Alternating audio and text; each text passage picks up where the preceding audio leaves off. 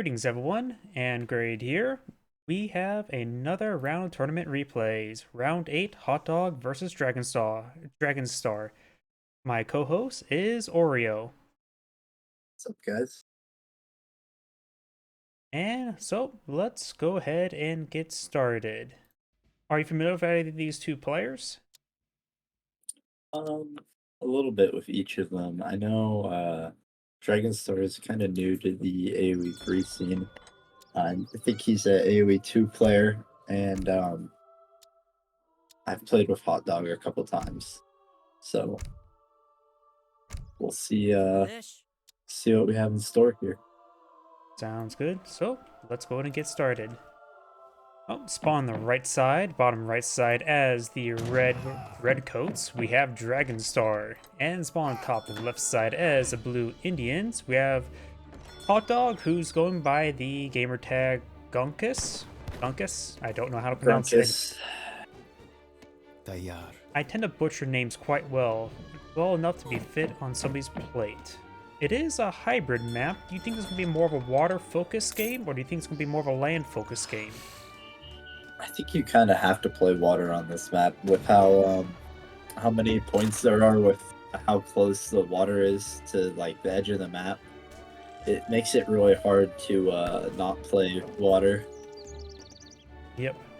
Let's see, when it comes to this map, I wonder how they will help. We got the House of Wurtenbach, both of them House of Wurtenbach, which does, let's see, a refund of its, see, each unit you have trained so far refunds a tiny fraction of its cost, so does that, I'm assuming that applies to ships, right? I believe so, yeah. You Plus, also have Vasa in the back corner. oh yeah, or no, that's the outpost. Oh, there we go, my bad. Well, no, it's And Oldenburg this fun. in which rural hunters could be useful, get additional line of villager queue going. See, counter skirmishers. Don't counter skirmishers have like weird bonus multiplier versus ships? Not to my knowledge, no. I don't know why I thought that in my head. I know rural hunters are classified as counter skirmishers, but maybe I'm mistaken. Probably. Oh, villagers can gather a small amount of coin while hunting and fishing, so hunting expeditions could be quite useful. And both players do start with a battery tower as well, so they do have some inherent protection.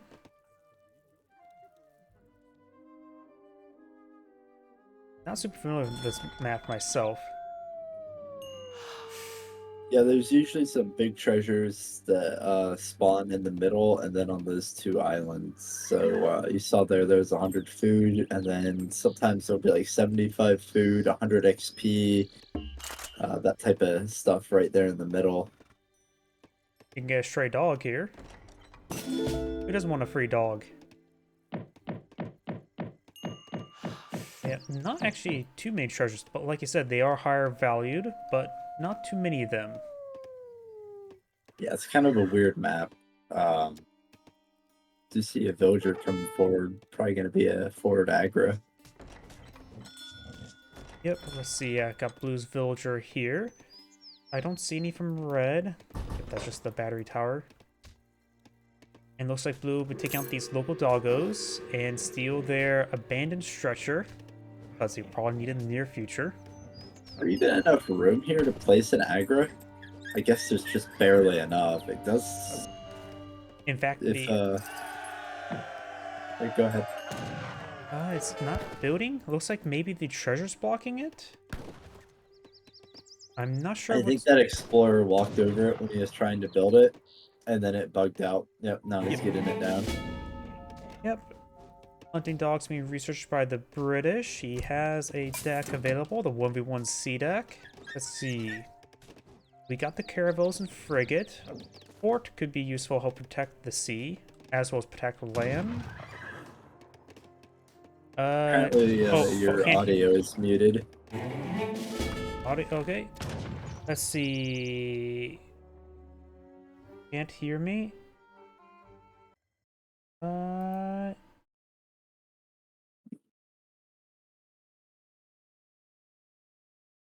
Weird. I can see my audio is working fine on OBS.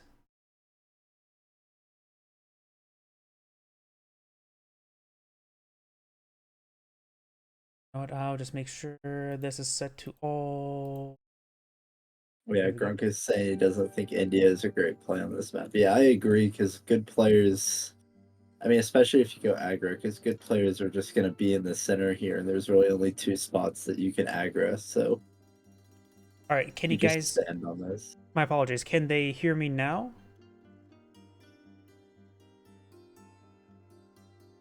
Yes. Okay, perfect. Yeah. All right, I just changed. Maybe some leftover changes I had on my own. Whatchamacallit. Okay, now I'm wondering, have I not been have I muted for how long on my own streams? Now I'm just really concerned. Since I stream daily for other games as well. Oh boy, I may need to double check that. Either way, Elephant did go down there. We got Sir Vonte Deskia quite wounded as well. The Angrade fort is halfway complete. The British player is shipping some wood and deploying some fishing boats. No village in the build queue at the moment. He has enough food for it, but barely. Very late age up for India. You usually should be up around like 440. And he's not going to get up till probably 5:10 or so. 40 seconds, 24 seconds. So yeah, close to 5:30. But the British player's not being aggressive yet. So a late age out's not a huge issue. You now have the consulate going on up as well. He's letting the fort auto-construct. Let's see, does he have any... Yep, diplomatic intrigues being shipped on in. What ally do you think he should go for? Probably go Ottoman. Although if he wants to just do like a basic timing push, he can just go with British and just get a bunch of Musk and push base with that. But I would probably go with Ottomans for the Delhi and for Fortville. We got 2 caravel shipment coming on in, which will provide some dominance, but there's not really a whole lot of, well, nothing out sea to engage. It'll only be useful for providing shore bombardment at this rate. Of course, can be used to fish.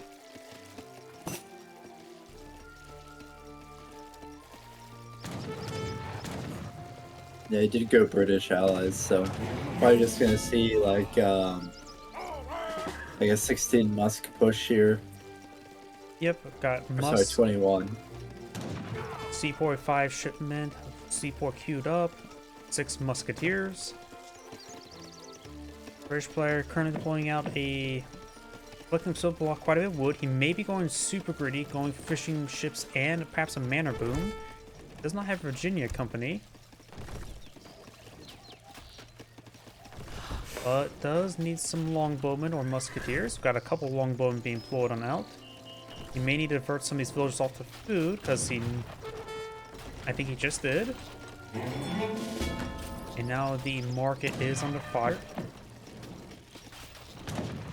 Round of redcoats there. C4s actually do have less torch damage than the musketeers, but only by a small margin. Quite a sizable force here, 23 units.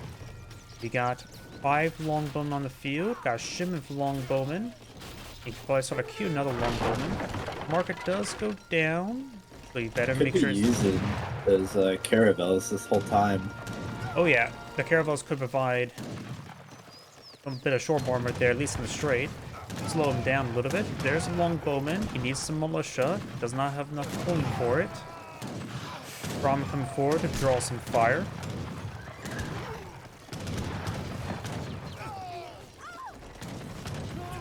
He doesn't have the mark any. Alright. Longbows are really quite weak against heavy infantry, especially early on when they don't have a lot of range. Yep, they only have a 25% multiplier against heavy infantry. They have good DPS, but they're more of a generalist unit.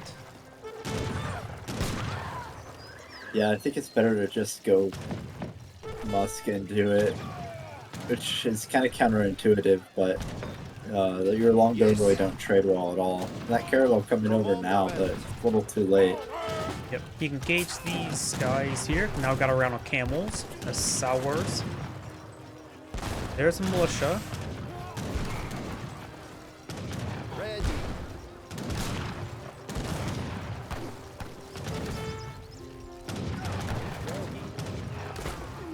Let's find a couple more villagers there, so maybe pick off a couple villagers. The British player's at 28 villagers versus 28. So even though he has fishing ships, the Indian player has matched his production. No villager cards.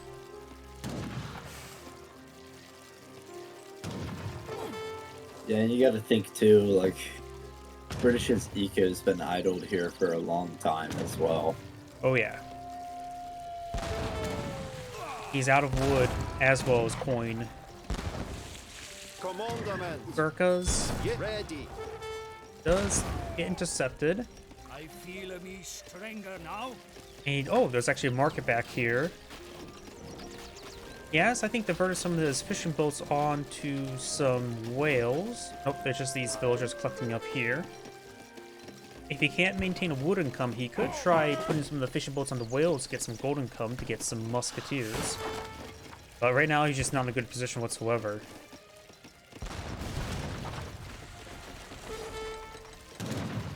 Yeah, I agree, and I really don't even think that India here should be going into Gurkha. I think you just stay Sepoy. You've done so much damage that you're just gonna outmass any sort of engagement, and I think you want the siege over more Gurkha. Yep. And he's only gonna keep making longbow, it seems, and longbow are gonna trade better into Gurkha than they are skirmishers as well. So. Yep, maybe one thing you could pull out is our Raputs. I think they have, what, 33, 35 torch damage? Siege damage? Yeah, very high damage, but no range. True.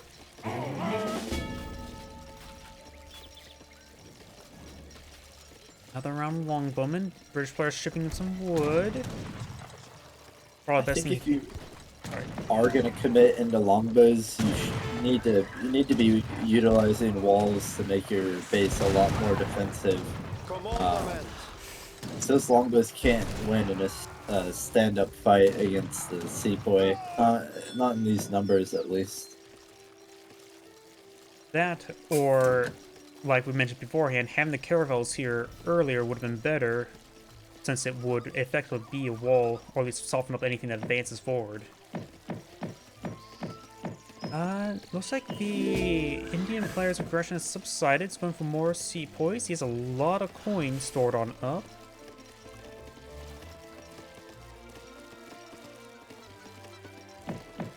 Yeah, he's got a lot of vills on wood, too. I'm not sure if that's for his stables or what. Let's take a look. Oh, okay, he's built a dock. Oh, he's trying to transition. Wait, no, that's... yeah. I don't think that's a good idea to try to transition dock. I mean, he was sieging down stuff in his town center. He should have applied a bit more aggression and just try to win the game.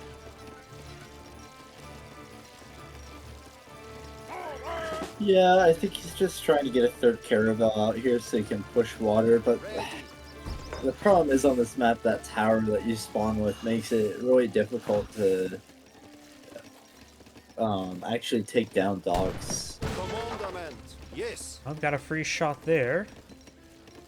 Now he's 3 caravels. Ready.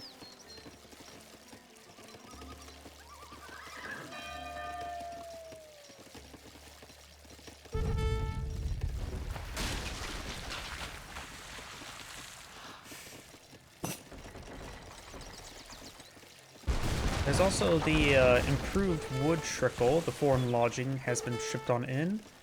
Maybe it would have been better to go for the Raput shipment for the extra little bit of torch damage.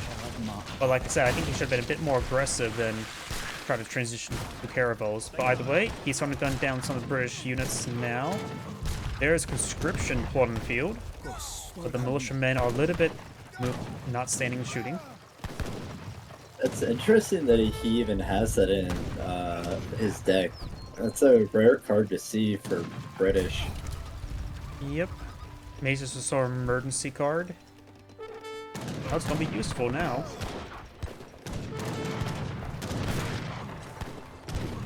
He does have now a decent buffer for his longbowman as well. To allow him to stabilize a little bit. He currently has 41 villagers opposed to the Indians 39. And Blue's just going to fall back, let the militia degrade a little bit. The fort maybe will splash down a handful of them.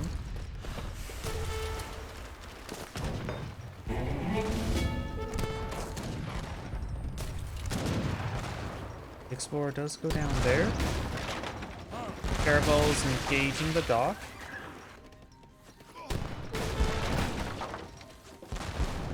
Could have had a little bit better dock placement to get it in range of the tower more.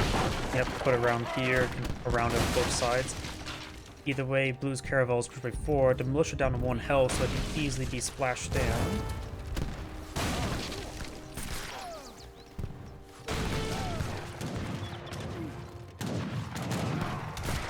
And we got a round of Gurkhas deployed in the field.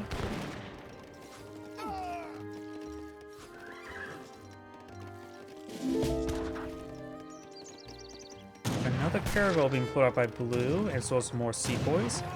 Got fish markets being shipped on in by the British. Maybe the coin shipment could be a little bit better. Right now, Red does have a decent amount of fishing boats still alive.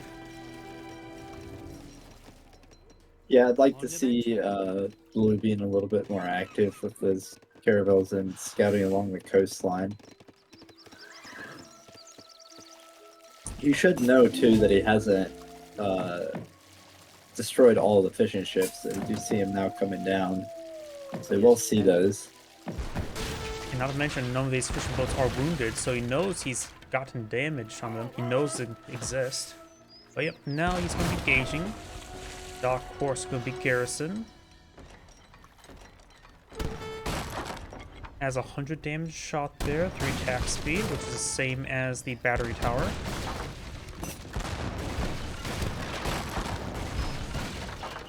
Yes. And Red is getting a good number of longbowmen here.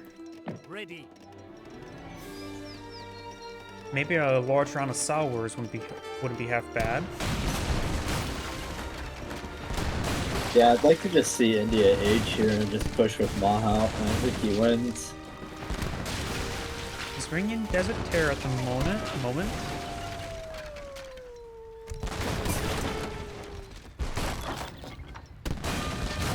And the caravels are being healed off as they get too wounded, which is very good. There's your line of walls.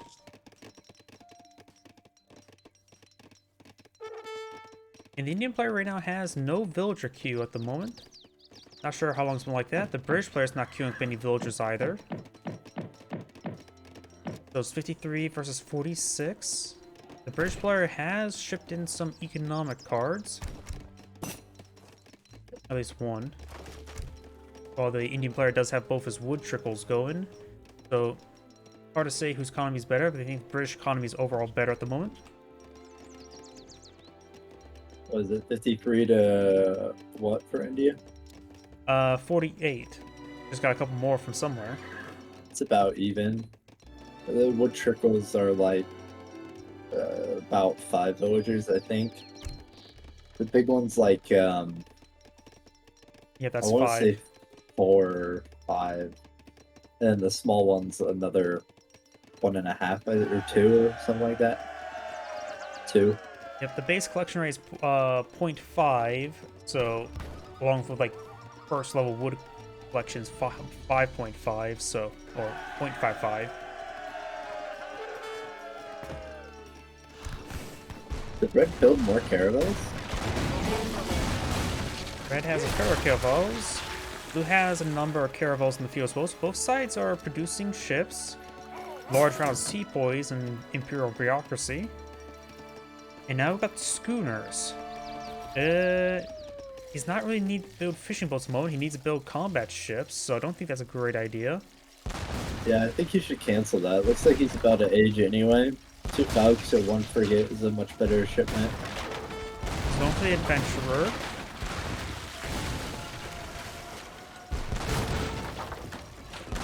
And the dock's almost destroyed. Looks like he didn't repair it either. So red will lose all of his fishing boats. So we lose the ingredients for fish and chips. Yeah, he really needs to cancel that Schooners card, but it doesn't look like he's going to.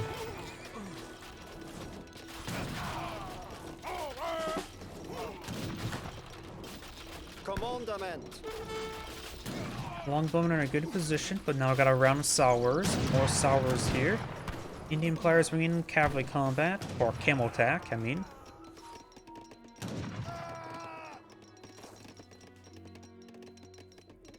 Good walls. Yep. Just saved his base right there, so... I wonder if we're gonna see him garrison into his ships and drop them off. That'd be the smart play here. Yep, especially for the sours. Maybe he could leave his army here, drop the sours, come for a flank. But either way. British Yeah, players, he could come in behind his base too, and the British player wouldn't ever even know if he dropped right there. see, what is the vision range of the battery tower? Not far. There's even Not parts far. of there's even parts of land he doesn't see. Though there's a single villager here which could spot.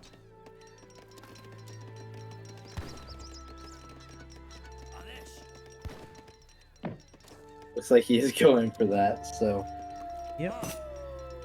Got the 20 sours in this one. Got the Sepoys, Gurkhas, and Redcoats here.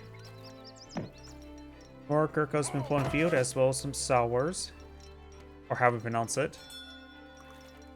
British is age free now, so those veterancy tags are going to come in, but Veteran Longbowman, we'll see if they come in time.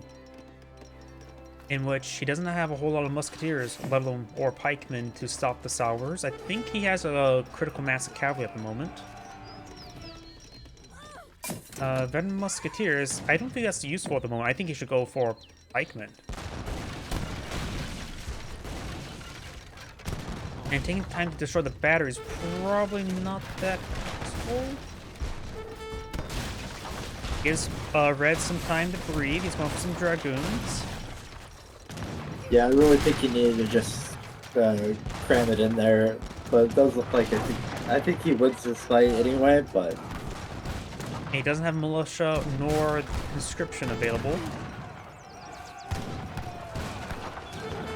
You have to keep in mind that Sawar are quite weak, so with these villagers tanking and stuff, if there's enough there for British, you can get those down. They're very squishy units. Yeah, they have Hussars have like 320 base health. Yeah, these are double-carded Sawar though, so they are gonna hit like trucks if they do contact what they counter. It looks like Red casting GG. And that, so the first game goes to Hotdog. On to the next replay. Give me a moment to GG's. update some banners.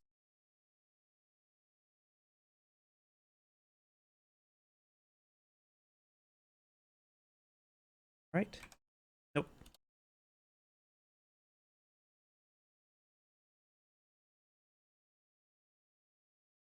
Hopefully that's the old one. Go and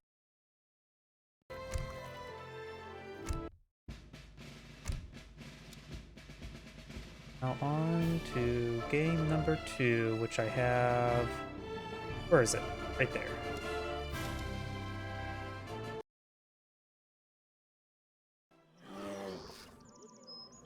And here we are with game number 2. So on the bottom left side is the blue Japanese Hotdog. So on the top right side as the red French, we have the Dragonstar. So what's your opinion on this matchup between these two civs? I think France should just win this, honestly. They have just a lot more tempo and they're a lot better civ. Japan's kind of weak right now, but a strong Ashy Daimyo Rush might be able to throw France off enough if it's played well.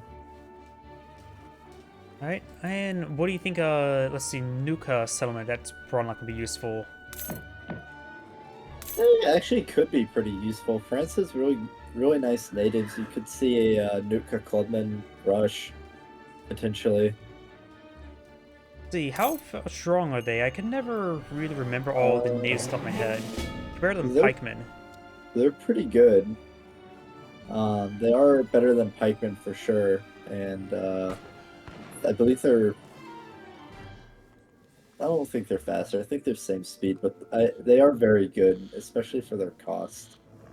I just realized they have an upgrade to make your villagers have plus 50% more hit points. I don't think the French needs any more healthy villagers. Yeah, like 400 HP villagers.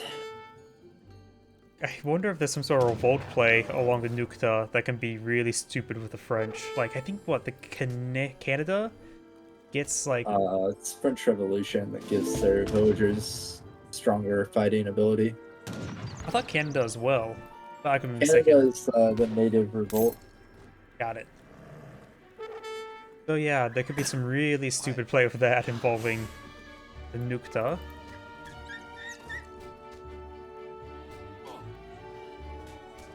Yeah, Nootka is one of my favorite natives. There's a lot of strategies you can devolve around them. Let's see, Maybe not the best strategies, but... So the French player selected his deck. Looks like it's going to be standard French. Maybe Fast Fortress. Yeah, he's not looking to play H2 with that deck. And for the Japanese, we got the mainland deck, which includes the Mountain Warrior card, which he has already shipped on in. That's the first thing he shipped. Yeah, I don't mind that card actually on a map like Yukon. It's got a lot of really big treasures, and that increases your reward from these treasures and increases your explorer combat abilities, so you can pick up more. Actually, a pretty good card on this map, in my opinion. How much of a collection increase is it? I see I think it's 75. 50%. So he should get like 130 or 110 or something like that from this. It's a 100% increase. Oh, really? It's double. So yeah, it's even better than I thought. And that would allows him to get some extra shrines. So maybe... You say Japan's weaker at this moment. Would this card help him out being aggressive? Since the French player is going to be Fast Fortress. Oh, definitely. Not only are these treasures going to increase his tempo, but these explorers are going to be extra tanky in fights, so it'll be quite nice for him. French players advance to Commerce Age is going for Torii Gates, which is pretty standard. We can get out a free samurai in the military barracks. I guess if it's going to be aggressive, it's all going to be a placement of where that barracks shall be. Stable here. Maybe he's going to get some hussars. We got a shipment of wood and the shipment of villagers or couriers, so maybe he's not eyeing for Vast Fortress. Yeah, probably like a 5+ semi. I don't agree with that personally against Japan. I don't think stable start is the way to go. What are you gonna do with your hussars, right? Japan doesn't really need to leave his base. Yep. If you want to raid the shrines, it's probably better to go for pikemen or musketeers. Yeah, I 100% agree. That's a nice thing as well when playing against Japan as well as potentially Sweden. You don't have to necessarily raid your opponent's villagers. Just go for the housing. Oh, the free samurai taking some fire here.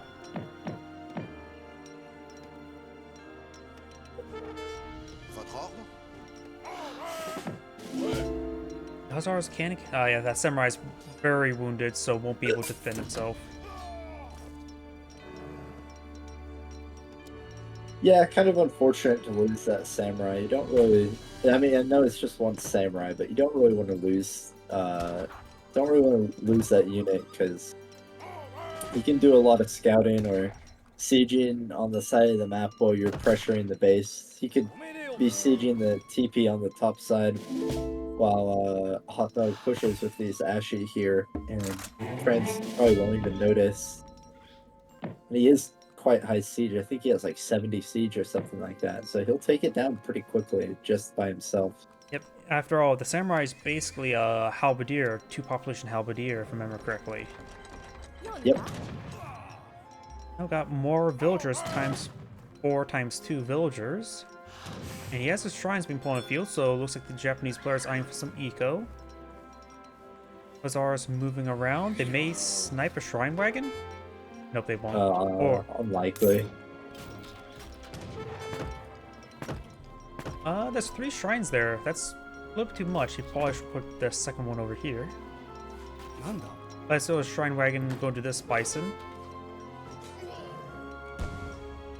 Smoke spawn wave the wounded one.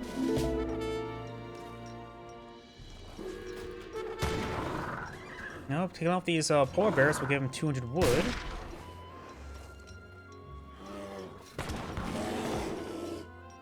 Very greedy build from Japan here. I think he went for double 5 Shrine Wagon into double 4 Vills. Yep. So extremely greedy. France is actually going to play H2. It's an interesting decision.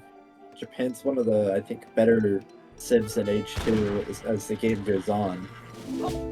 Yeah, they do have some pretty high quality units, and I'm not a big fan of crossbowmen. I don't find them adequate as an anti-heavy tool, personally.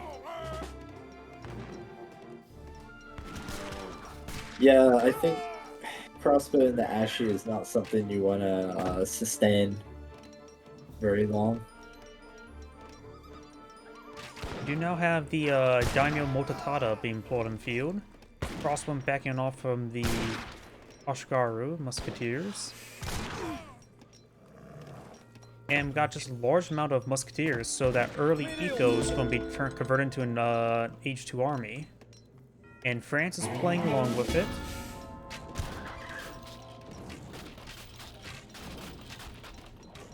Yeah, I think France is just kind of playing directly into what Japan wants here. Japan's gone full greed, and now he can just play out H2, while France threw away his golden window to hit H3 unscathed, and push Japan with a timing attack with 2 Falcons or Musketeers or Skirm or Goon or anything like that, and now he's going to be stuck in H2. Yep. Right now he has 26 villagers versus 34, plus a decent number of shrines. Yeah. Each shrine is basically 118, so that's plus 18. He has almost double the economy. Yeah. He's pretty much max shrine, too. I think he just lost 1, so he was max shrine. And that Ika is going to be able to really just take flight here. And he's going to outscale France massively, as well as have the better units. Bit of damage there.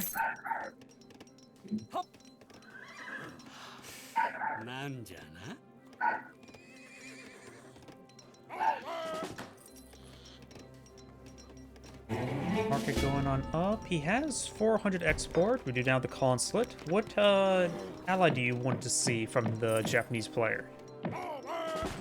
He'll probably go Japan.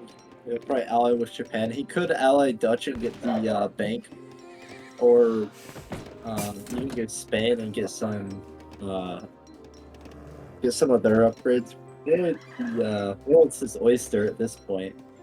The impetus for the match is kind of on France. Japanese isolation has been completed, which will also give a bit of a discount to all of his. Wait, that gave a bit of a discount to all the units. No, it gives extra attack Yeah, I think you're thinking of German consulate for China. It Got makes it. all their banner armies cheaper.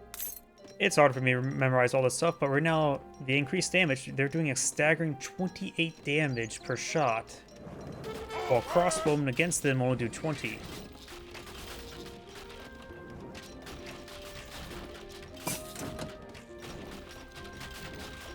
Bushido principles have not been researched, so now he has stacks of 10 he can pull on the field and use less infrastructure. He has also a large number of Naganatas going to be overrunning those crossbowmen. They'll be roughly fighting the Hussars with equal footing. This Daimyo needs to move a little bit closer to this fight so he gets the aura. I don't think no, he's bringing it now. He may have been busy believe building it's some like- stuff. Yep. Yeah, I think it's like 10% damage for your units, which is basically a card, an upgrade card. Yep, looks like without the aura effect, they... Wait. Might be 20%, honestly. Yep, it goes from 25 to Or 15. 28. Yeah, I think it's 15. Yeah, I can't do quick math. But that seems about Unless right. the game, unless the game rounds, it's 15. I'm pretty sure this game does have decimals. They're just hidden. Yeah, it does. Got times 9 Naganatas got deployed out on the field as well. So he has 14 plus the Daimyo, so 15 heavy cav.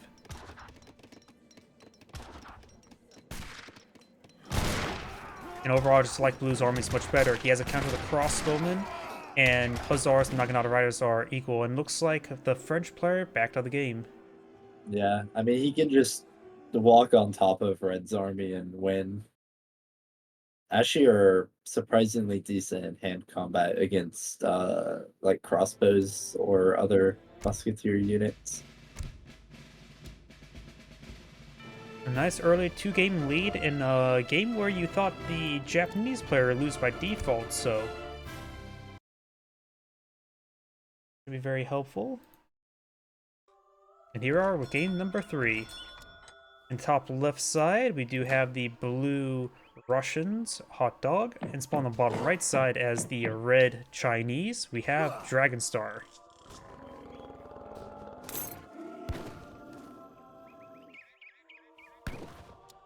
I realized something as well, the replays never really retain my preferred camera movement speed. Yeah, I've noticed that it does seem to change the camera move speed. It's a little annoying. I wonder if it's whatever the uploader has their sensitivity at. That is different almost every single time. Could be. For the... What do you think about this matchup? Russians versus Chinese. Sounds like spam versus spam. A little bit. A little bit. I think there's really either two ways this can play out. Both of them stay in H2, or Russia pressuring China's base while China attempts to H. So we'll see what happens here. I think either approach is probably strong for, or decent, I should say, for China. I think an FF would probably work a little better, though.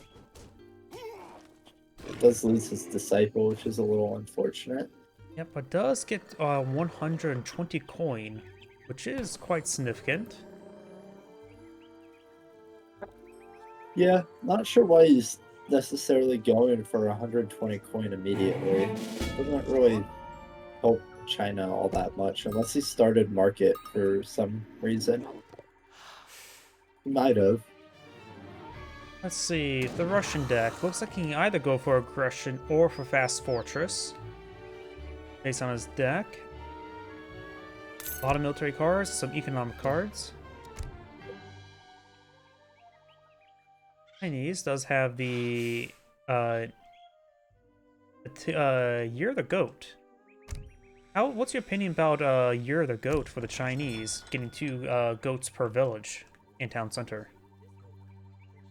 Yeah, I don't think that's necessarily very good. I don't think they're fattened goats either. I think they're unfattened goats, so you have to wait for them to Yep, and uh, villages fatten. are free. Well, they're free livestock pens, but I'm pretty sure they fatten stuff up at a slower rate than a livestock pen. I'm not sure they might, but I mean, either way, you're shipping a card for really long-term payoff. Yep. Let's see. I'm trying And to compare it to the homestead wagon, which gives you 1 homestead and 7 sheep. So in order to make that comparable, I guess he needs at least 4 villages in the field. Or no, the town center counts as 1, so 3 villages. Yeah. yeah, and then you still aren't getting another economic building. So probably 5 or 6 villages. And then you have to wait. Yeah, low tempo. Yeah, not necessarily a great card in my opinion. We got the Sun Even Palace now being deployed in the field. the meta right now is really all about tempo and uh, kind of aggressive, or not aggressive, but more like, Assertive. yeah, I suppose that would be the word. It's you can't really turtle as much. We do now have a proxy blockhouse. I'm guessing melee into the 13 Shrilet card or the 5 Cossacks.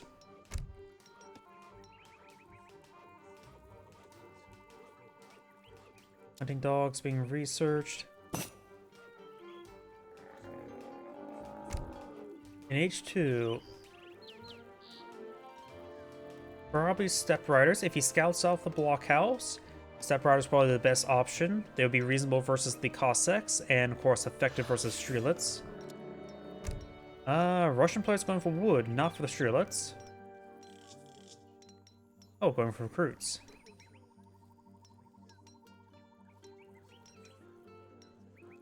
Yeah, you might be aiming to do some sort of timing attack here, like a bigger push at, say 7 minutes than really early. But I think that's actually a little bit of a mistake against China because they do age very slowly. Yep.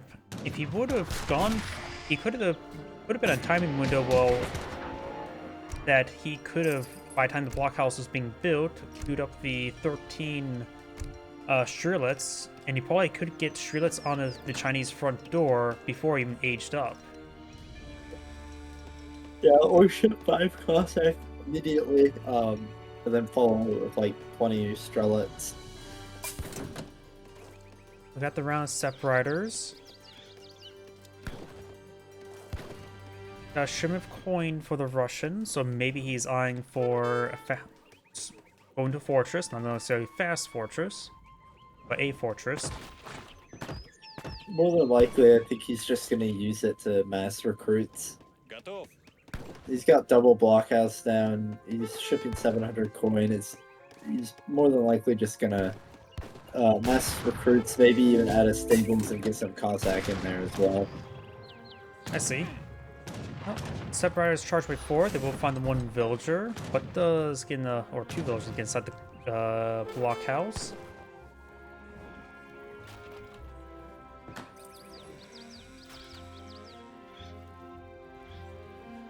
Villagers, of course, collecting up at home. He's nice and close by. He's doing a good job at hurting those. Well, the birds went the wrong way, even though he gunned it from the right direction. Does get 1 villager there.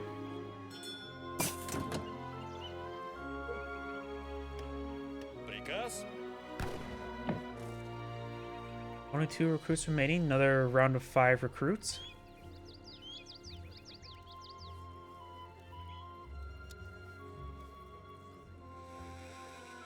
Now got a Shin of Quang pikemen. Maybe he's going to try eye to torch down these blockhouses. I think he should probably just commit to aging here. He's floating a lot of resources.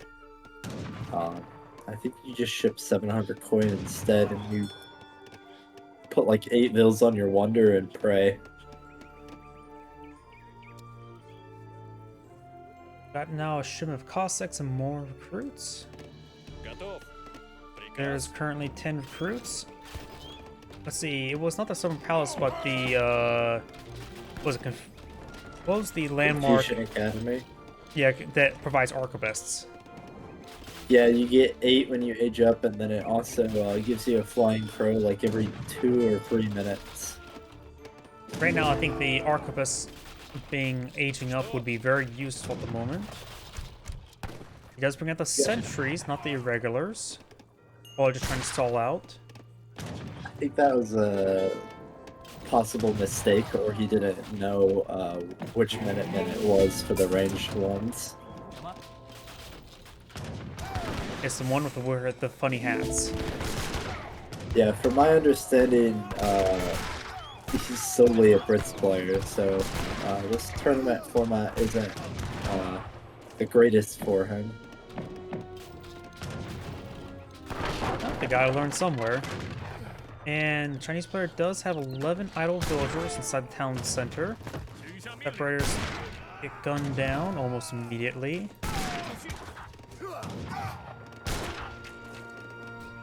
Now, unlike crossbow and Chukanus do have a ×2 multiplier versus heavy infantry. So they are decent at the moment. Yeah, it's interesting. He shipped 700 wood here, so I guess he's gonna commit to making units in age 2, but I think it's too little too late. Cossacks and Separators do find each other. Separators have half the damage and almost half the health. Yeah, 5 Cossacks should wipe 5 Step Riders easily. Not to mention the musket support. Oh yeah. Starting to pull out some more of the Ming armies. He has only 1 pikeman. Now that he has more pikemen. Does get a couple Cossacks. Oh no, those are Keshiks, not Cossacks, which is probably not great at the moment. Yeah, honestly, I think if he just went like the Steppe Rider crossbow army, or even the bow pike army, he'd be in better shape. Well, he's starting to overrun the recruits. Got ×10 Streltsy and a shipment of 13 Streltsy. There's going to be a lot of mass in the field for the Russian. And Summer Palace can't deploy out its unit or army due to the fact that he's at pop cap, so he needs to get that fixed. Oh, looks like he will get it fixed for him. Yep. Fortunately.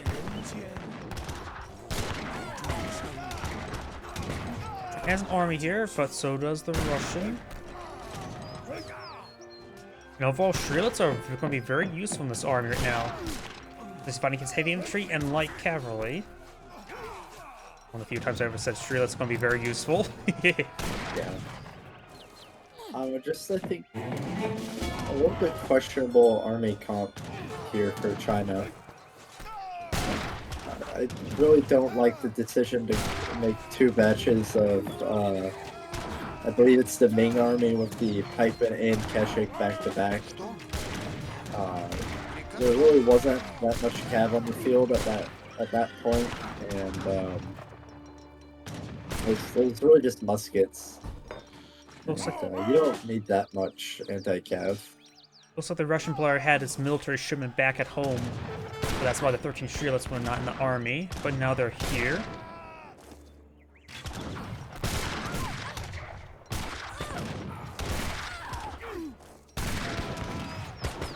Couple village rickshaws. Oh yeah, he had that card, which is not...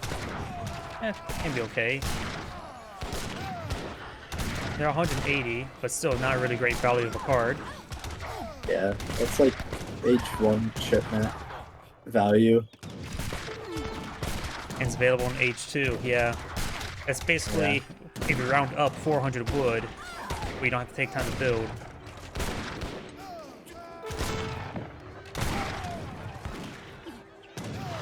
Chinese army does disintegrate there. And red Yeah, does that's cast some pretty GG. over. So it looks Yep. like Hotdog takes a nice 3-0 lead in this series.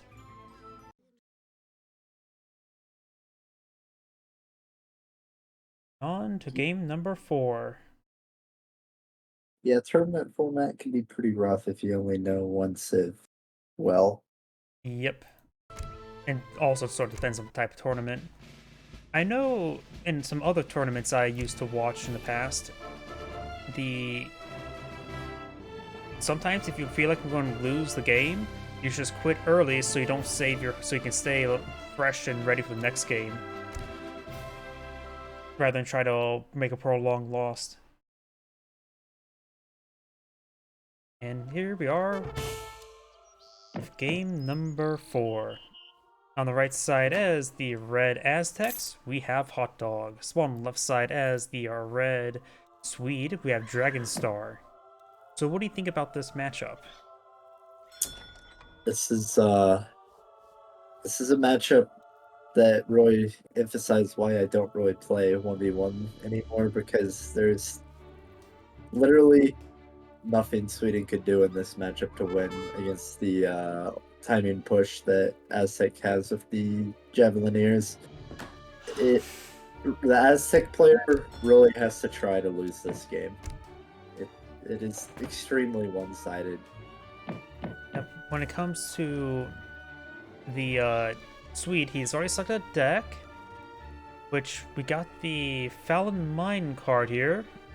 Gives him a copper mine, as well as villages gather up the mines last longer by 25%. I don't know if that's great. It does not appear to be affecting the corpse mining yield as well, or the collection rate, so in theory, Torps will devour mines at the same rate. Yep. So that card may not be that great, honestly. Interesting card to have in a 1v1 deck. Honestly, it almost looks a little bit more like a team deck, but He may have, like you said before, and you believe this player is not exactly geared for a 1v1 tournament. This may be an example. yeah, really an unfortunate matchup as well for him. And thing as well, if he does not win this game, he loses the series. Yep, it is match point, so And the Aztec player does have a large number of aggressive cards in Age 2. Got the 2 Slinger cards, the Javelineers, so a large mass he can throw at his opponent.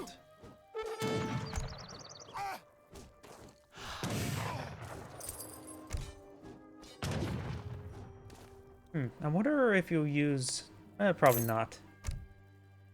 Probably save this shipment for the next age and pull out something there. He's probably going to go for the age up that involves the... whatchamacallit? War Hut. yep, get your one War Hut, Travoy, ship 700 wood, build some houses, and ship Mayan Javelineers, 9 mace, 8 mace, and make Coyote and win. Yep. Slingers can be quite good against Sweden as well, since they primarily only have heavy infantry. Sweden player probably should really eye to get out Hussars.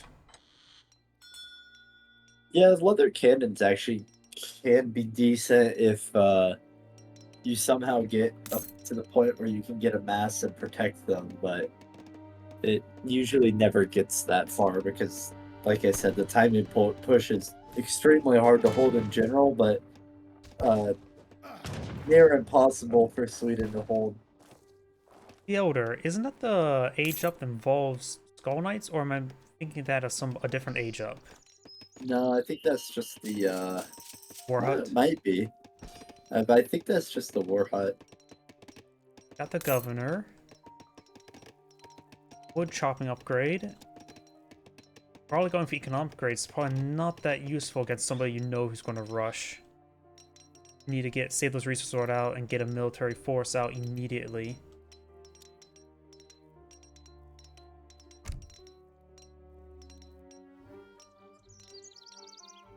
He may age up for the leather cannon for his first shipment. Not sure.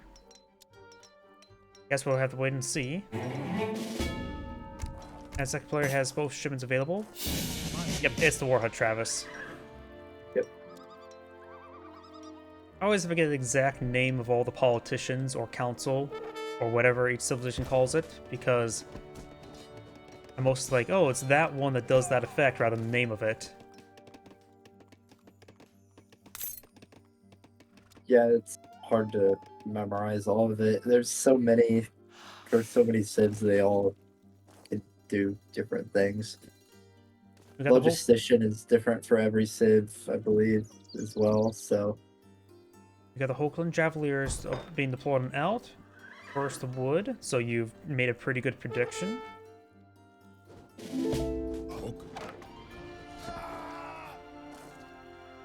yeah, it's a very simple and extremely effective build order. Aztec Scouting Party for some of the Jaguar Prowler Knights. Another very good unit against Carolines. Speaking about Carolines, we've got a Caroline on multiple Carolines being pulled on out.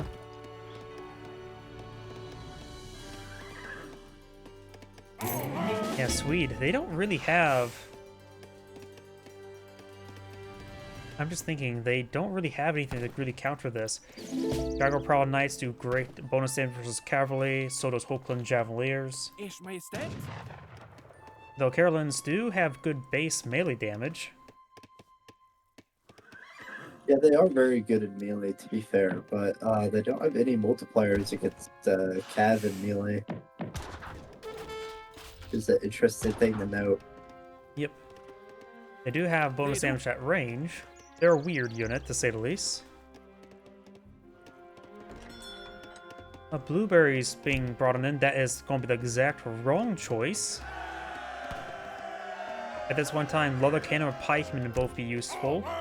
Any sort of mass, because right now he's going to be severely outnumbered very quickly.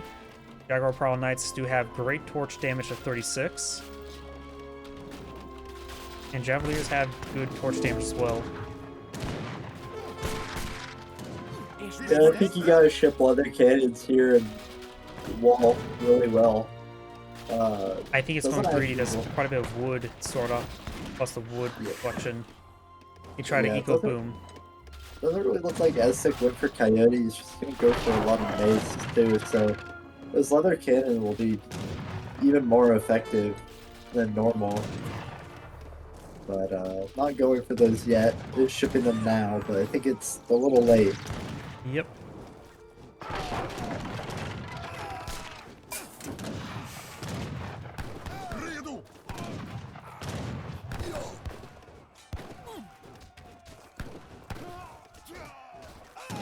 Comparison to the slingers with the crossbow, they have roughly the same DPS, and the slingers are just cheaper while having less health. And yep, there goes all those forces. And I don't think there's any way you can break out of the army this large. You definitely need hussars, but that's simply not a possibility. There's the leather cannons. Ich Majestät. They have a lot of work in front of them. He does have a single Coyote runner, and Red does custom GG, and that is the end of the series. A nice 4-0 ace for Hotdog. Oh, GG's. we do have another round of series we can go ahead and cast. But I do need to make a quick restroom break if you want to take time to update the title. This? Yeah, it's Pasha versus Link, correct? Yep. I just need to do a quick restroom break, and I'll be right back. Okay.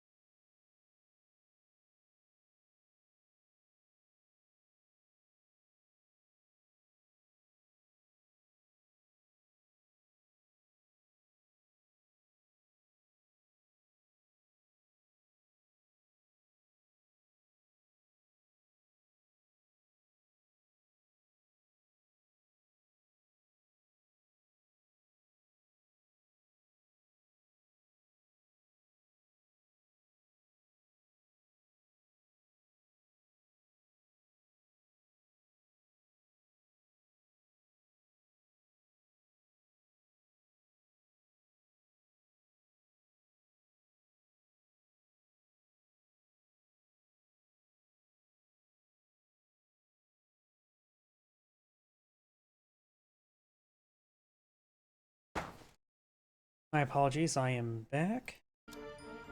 One thing I probably should do is before we get started is restart the game client in order to help prevent the sound bug. Yeah. I actually am going to have to leave you because I have to go. So I Right. will leave you in the capable hands of our viewers to cast this last game Alrighty then, or last series. I Sorry. shall disappoint you. All right. Uh, I hope you guys enjoy and have a good rest of your stream.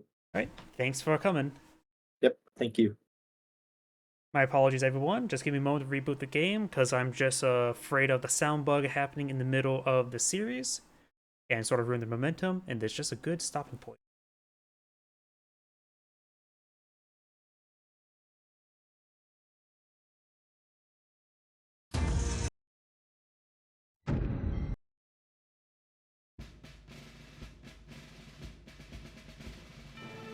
And here we go. Game 1.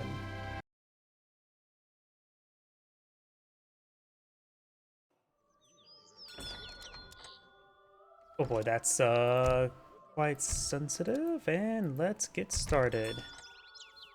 Greetings everyone, on to the next tournament replay. We do have on the bottom right side as the blue America, we have Captain Link. And small on the top left side as the green British, we have Pasha. Let's see, his name in the tournament series is Julian Pasha, but up here it is Pasha Effendi. We'll do that well enough. This is, of course, a hybrid map, so going to be quite a bit of naval aggression, likely or unlikely. After all, there's still a bit of a land bridge. British versus US. This player has selected deck. When it comes to natives and map, got the House of Oldenburg spawned up here, so players can eye for additional election units. Some counter skirmisher Royal Hunters. Or in the back line, in their pocket, we got the House of Yagalon, which of course give you access to some cavalry, which may not be used on this map, but something that can be useful is a balance of power. It's a big button I think people forget a bit too often.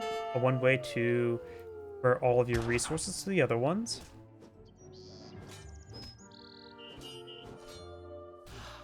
Ready?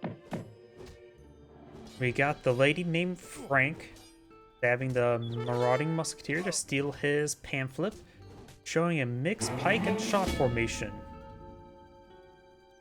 Commandment? It looks like got coin collected up for the American player.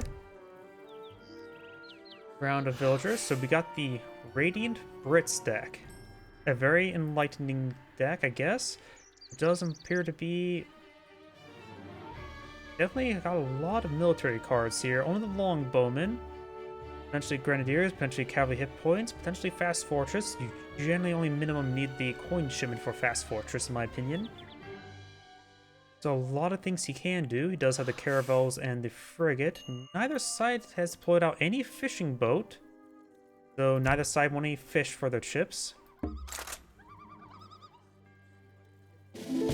And he does find an exhausted carrier pigeon, and rather than nursing a carrier pigeon back to health, he's just going to eat it for 75 food.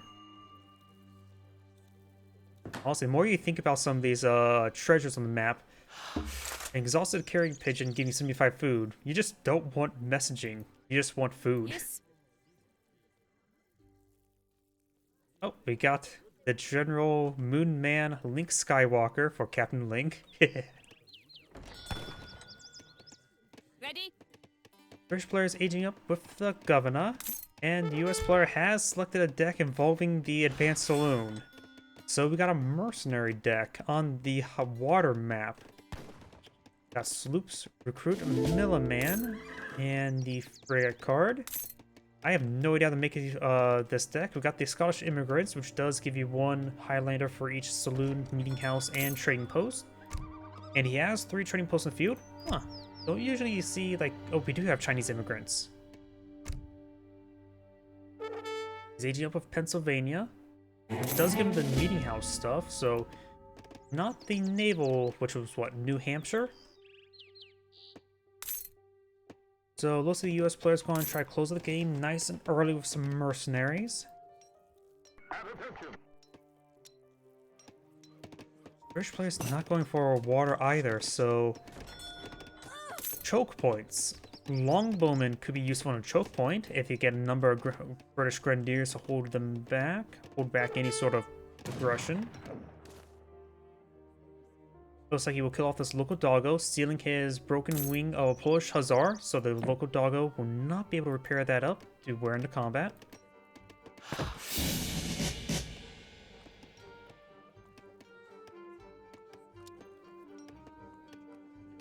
Coin, food. US player has still aging up, has 3 trading posts in the field.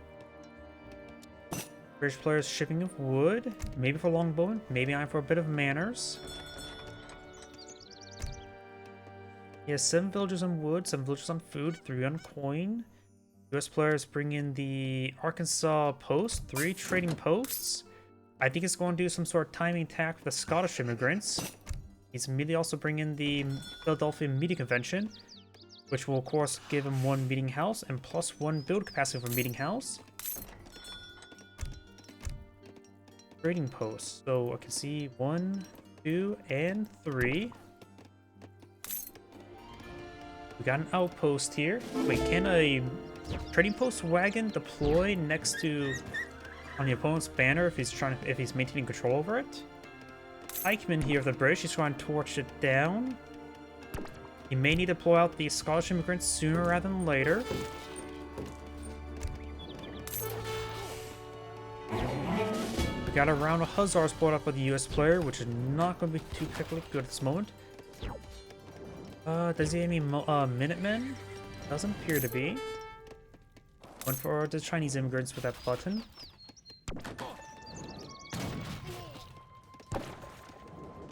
He's going to force to send in these Hussars against Pikeman. He wants to keep the meeting wagon alive. He has the Yagalons. Nope. You need age 3 for the Northern Musketeer. He could eye for some of the Lipgar Tatars.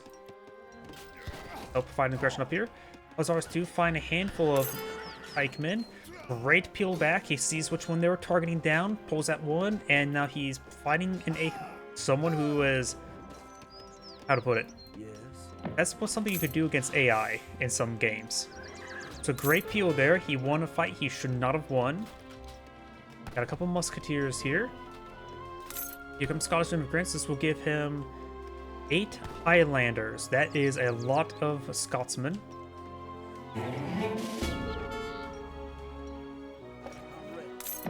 Hussars moving around. Manor house there.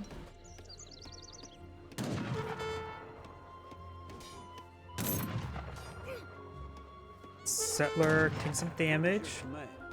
One settler did not go down. British player has 31 villagers versus 17. So the US players will need to call those numbers. We got musketeers here. Wonder if he destroys one of those, will this number change? He's up to 9, so this number does change. This gets queued up. This time it got counted up. So he has 9 musketeer or Highlanders field. That's a lot of firepower. 63 damage, 200 health, 32 melee damage. They're pretty much at times somewhere between a 2 and 3 musketeers each. Another trading post rickshaw, which is sort of, guess he, going for a market there. Oh, he did get all 10 Highlanders. That is a lot of firepower. And Highlanders can overwhelm these 10 musketeers no problem. There's effectively like 25 musketeers. And 10 musketeers will not do 10 musketeers worth of damage because they die too quickly for that. Got 2 barracks up there, going for more musketeers. We do now have the Virginia General Assembly to get to the Capitol building. Market here. Not sure how useful a market will be here. You can get some Royal Huntsmen. If his opponent deploys out Longbowmen, the Royal Huntsmen are counter skirmishers, so they do bonus damage versus light infantry. Or you can just deploy them out to get more food. But looks like he's getting close to Fortress Age. He needs a little bit more food. The British player is bringing him in Longbowmen.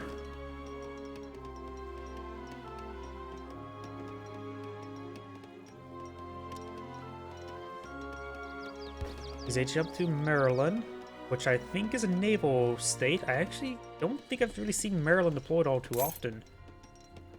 Oh, we got a surgeon here. Perfect. That'll get some healing for these Highlanders. He has all 10 life. His Hussars could always use some healing as well. Statehood's being researched.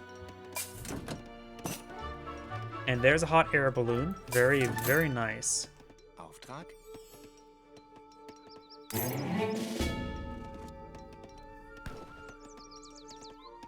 Now I've got a pair of sloops being deployed in the field.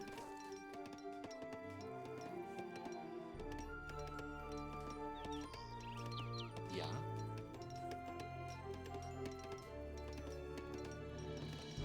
Let's see, I probably should pay attention to Twitch chat more often. The problem is when I don't stream my own channel, it's harder for me to keep an eye on Twitch chat since what I usually use to pay attention to Twitch channels is not normal.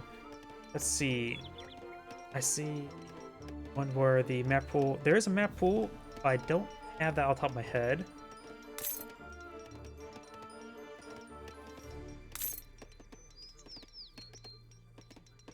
Now the Russian-American company of being deployed on the field. Then the Highlanders, 7 Hussars versus 22 Musketeers, 6 Longbow and 5 Hussars. Believe it or not, the armies are actually very similar. It's hard to gauge the number of the firepower of the Highlanders, but honestly, these 10 Highlanders are probably equal, if not greater, to the 22 Musketeers. You also can bring some Minutemen for extra mass. We can also see some blockhouses deployed on the field for extra defense. Yeah, those production queues. Some sharpshooters, not a bad idea. He's going for the Pennsylvania 1st Rifles from the Meeting House.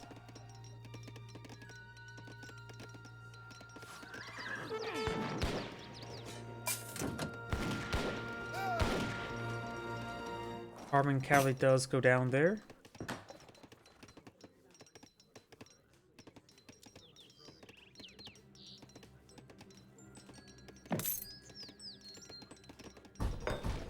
Blockhouses going on up.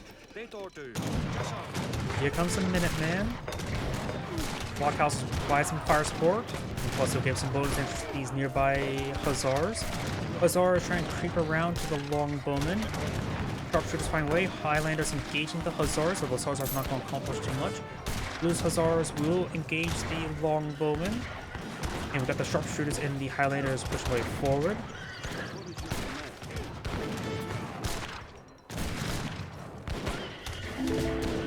And now we've got rolling artillery. Getting 3 Gatling guns right there. Get a nice ambush spawn. Hussars getting minimal damage. You may have the surgeon still alive to heal up that Gatling gun who got peppered up a little bit. Yeah, it doesn't look like the surgeon's still alive.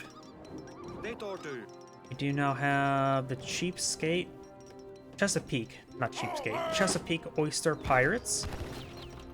Which will give sloops and steamers increased gathering rate of whale and fishes. Sloops get plus 200% gathering rate on fish. Maryland's cards is Annapolis Naval Academy, and we got the Cheapskate Oyster Pirates. Chesapeake, block, not Cheapskate. Very different. Hussars do take a bit of damage there. More sharpshooters been pulling the field, as well as a surgeon. You can also pull out some Northern Musketeers. They only cost food, so relatively spammable.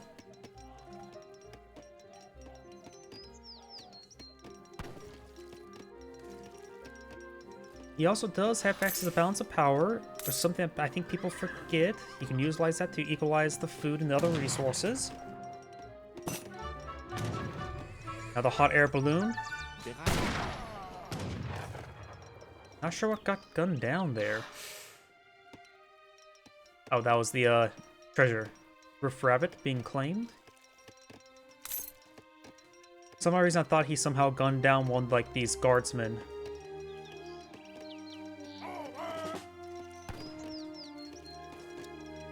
British player is not aged on up, a little bit far away, going for more musketeers. So sharpshooters will be excellent, as well as Gatling guns. Hot air balloon just fell.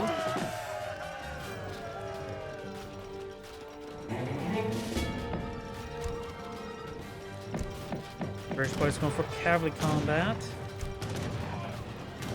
That's probably the best card to go for. Though caravels could give him a little bit extra food income.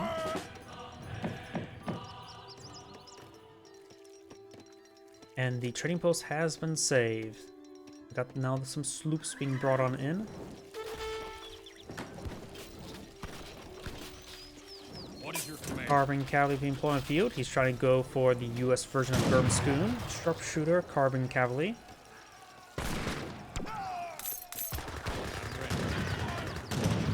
Hussars here in good numbers and needs more carbon cavalry, I would say, but the Highlanders can aid in that effort.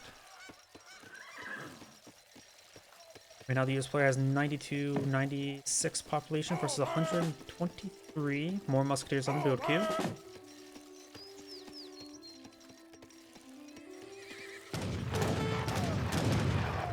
Sharpshooters get a good volley there. Highlanders in has pulled out their bayonets. And Highlanders just trying to move around to protect his sharpshooters.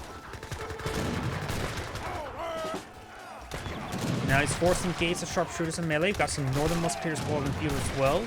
They are a musketeer that benefits promotions. And also have a bit of caroling multipliers as well.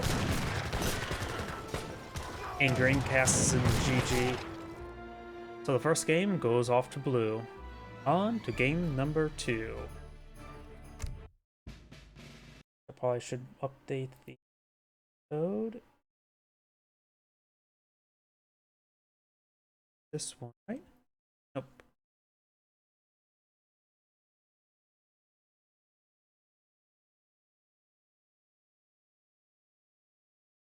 Hide number of games.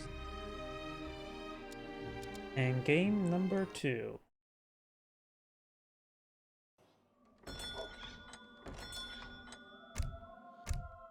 Fix the scrolling speed. And let's go ahead and get started. On the bottom left side as the blue Spanish, we have Captain Link. On top right side as the red Lakota, also known as Sioux, we have Lulian Pasha. In which I remember seeing in the chat somebody saying about, oh, the Lakota can beat the Spanish. Let's see how well you are correct. Of course, on the natives of the map, we do have the Nukta settlement, which can give you some beefy villagers, as well as some Nukta clubmen. Lakota tends to be heavy in the cavalry department, so maybe the Nukta clubmen could be useful in that situation. Though Spanish can be quite heavy in the cavalry department as well with the Lancer, but I don't think he's going to employ out the Spanish cavalry against the Lakota.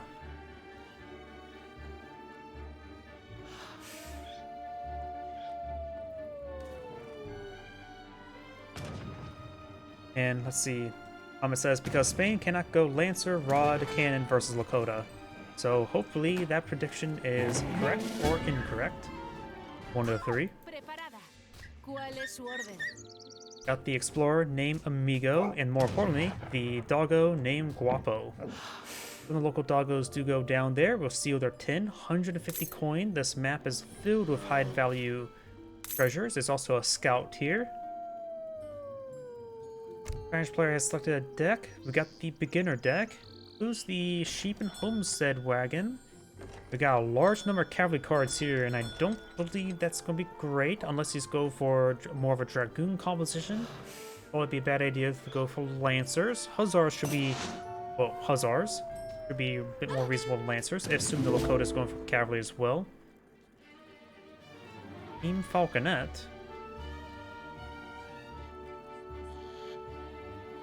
Got a number of economic cards here. And we've got Team Heavy Cannon here as well. Not a lot of team cards. Was this a misclick of a deck? For the Lakota, we do have some infantry cards. As well as Great Hunt, some cavalry combat cards. So you know, Lehman Russ trade. You have Earth Bounty for a coin trickle. You got the 2 Kettle Sports, that is for the Wakana rifle, so it gets this light infantry skirmisher variant. And Yankton Sport, which are the rifle riders. And rifle riders are both classified as heavy cavalry and light range cavalry. Basically, they're all cavalry. So maybe better go for bow riders if his opponent tries to get out his own light infantry unit. Age up, got the chief, and versus the governor. Who has a trading post here?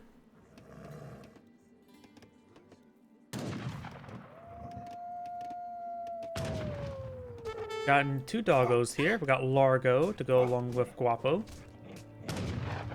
There's a dog eat dog world here. We'll get the stand of tamarack trees worth 75 wood.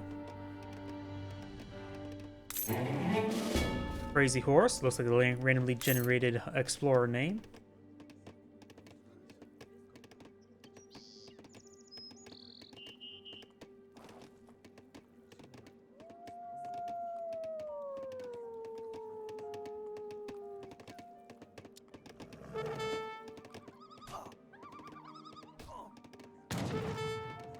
Red will be scared off, snipes the polar bear, and will claim the tin. In order to make a bronze, you need 9 part copper, 1 part tin. So there's plenty of tin, just need some copper. And there's only silver mines on the field, not copper mines, so can't make bronze. Market now going on up, got a tribal market here. Trading post for red. Commerce age now complete for the Spanish. Going for a shipment of wood. There's his outpost wagon pushing his way forward. Barracks and outposts being deployed out on the field in a proxy location. So the Spanish players are going to try to close the game sooner rather than later. Hunting doggos researched.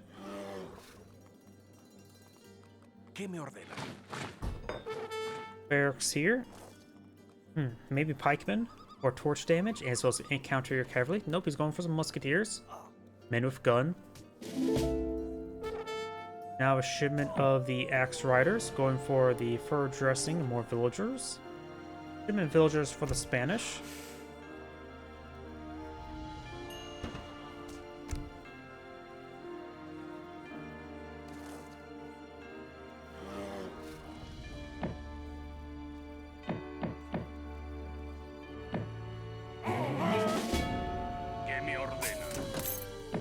Musketeers push way forward.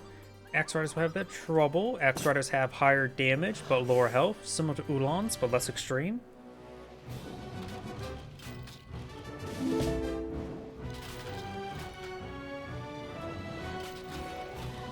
More Musketeers being deployed on in. Spice trading on the way.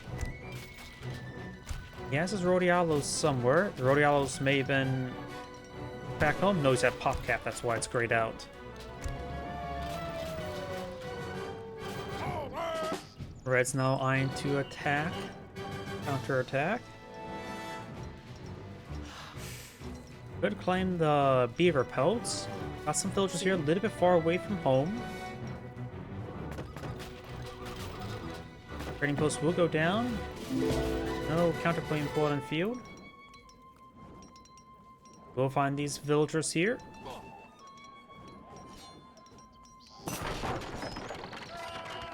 One does go down, probably won't get any others. Blue has a massive number of musketeers here. Lakota has 19 villagers versus 24. We have 1 ship available for the Spanish. I think the Rodialos would be a good way to help supplement his force, get some extra units in the field. Some extra mass. Something like to call extra units in the field is sometimes if you can't get exactly one you get, just get something in the field. Sometimes just throwing a whole bunch of people your opponent can help. That's why I call it just extra mass. More musketeers, more Rodialos. Now the Son of Bowman being pulled in the field, a counter unit, an archer unit. He is going for H3. Going for the messenger. The message is attack. He's finding he gets a good amount of heavy infantry, so Rifle Riders will get a lot of extra bonus damage, so I think Rifle Riders are the way to go. He has a 5 shipment here, save that shipment for the Rifle Riders. But the Warhood's about to go down before even these Bowmen get a pull on the field. Bowman did not get on the field. He has a pretty sizable food in store, and now these villagers could be pursued. I don't think he saw them. He's going straight to the town center, who has nobody garrisoned inside, so has no defensive weapon. Going for the walking rifles.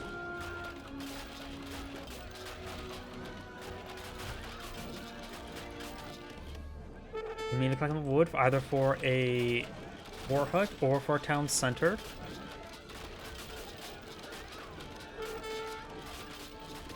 We do now have the archaic infantry hit points being pulled on the field. He doesn't really have archaic units on the field, just a handful of Royales, so probably don't deploy that out. Not gonna make use of it. Probably better go for coin shipment, or even honestly the sheep homestead wagon. He does need more food at the moment. And he's in a good position. There's a walk in those rifles. They have 20 damage, 18 range, times 2 multiplier. A high damage skirmisher variant. But just nowhere near enough numbers. Axe Rider and the War Chief push forward, walking on rifles being gunned down, and Red casting GG. Nice, quick early game for Link. So that'll be 2-0 now. Good advantage for him. He must be feeling pretty good in this series of replays.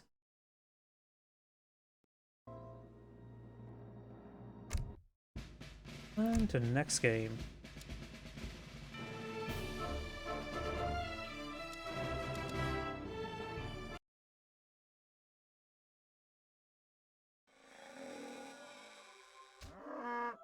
Trust me, I'm horrible at pronouncing anything.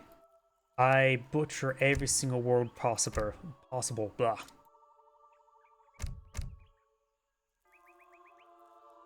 And now on to game number 3. On the top left side, as the blue Ethiopians, we have Captain Link. Spawn bottom right side, as the red Weeds, we have Lulian Pasha.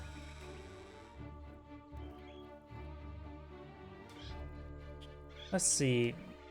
Weeds tend to have a lot of heavy cav. They do also have some good cavalry, not heavy cav, heavy infantry, or some cavalry play. Ethiopians, I can never really get a good grasp on what Ethiopians tend to do, since they mostly depend on how they age up.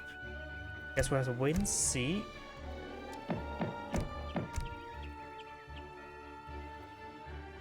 Of course, for the natives map, we do have a very important native, llamas. And they cause nothing but drama, those llamas, so eat them. And also, we do have the quick HOA settlement. Butchered that. Give you access to some Spearman variant, as well as a Bolus Warrior variant. And the Mapuche settlement, which gives you some Ironwood Clubman, which I think is a Halberdier variant. And a Bolus Rider variant.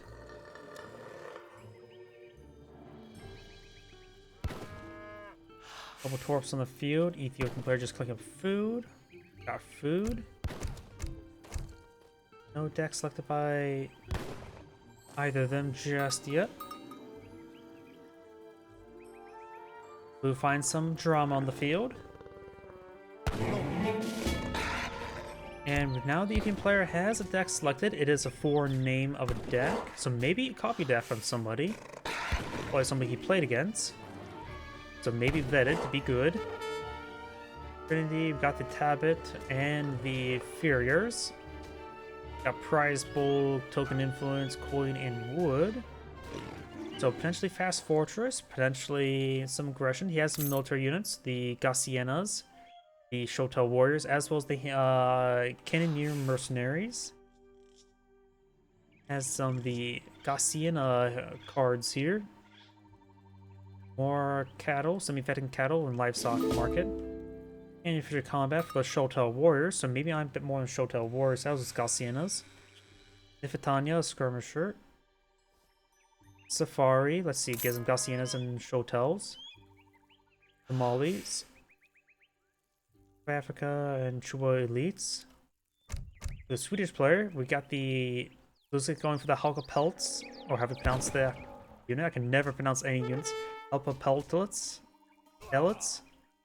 The light cavalry units, so he may be eyeing for focus of cavalry focus. Hussars, the March of the Halka Pelts.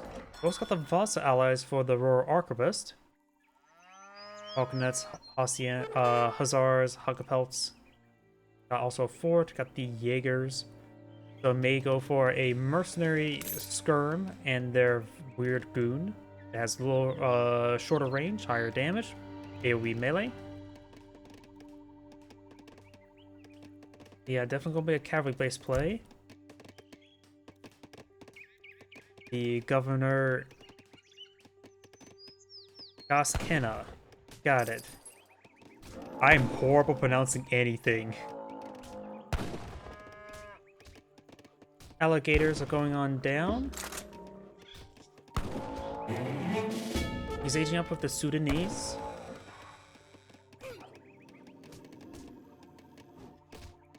And looks like he will get 100 experience from these gators, as well as 33 from killing them. See you later, gator.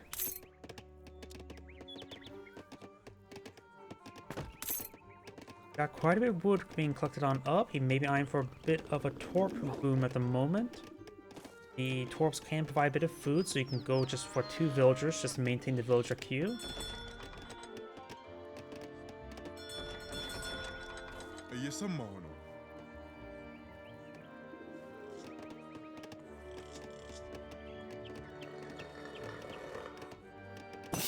Outpost wagon now deployed on the field. Got some torps down here. One thing blue could do is be aggressive, start torching the torps. Native embassy builder. So which native embassy is going to eye? Just one look at his opponent's deck. He knows to play fighting against a decent amount of cavalry. Maybe the Bullet Strider wouldn't be half bad.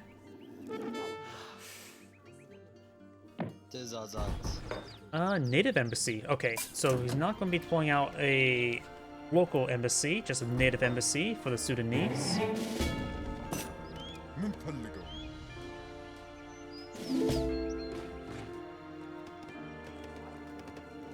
Got a round of torps there. Red Sea Wagons deployed on out as well. Let's see where he deploys those out.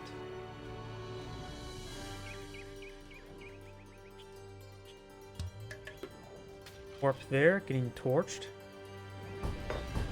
2 war camps, so going may see a large amount of aggression. Snares being researched. Got quite a bit of wood and food. Now we do have the March of the Halka Peltlets.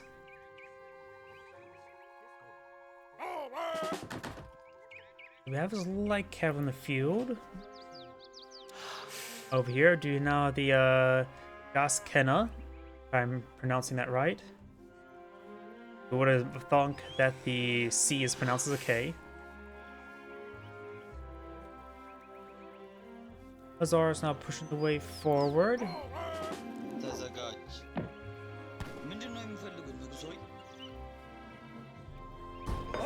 One Abin's here. He may be able to pick up the Abin. Does have more health than a regular villager.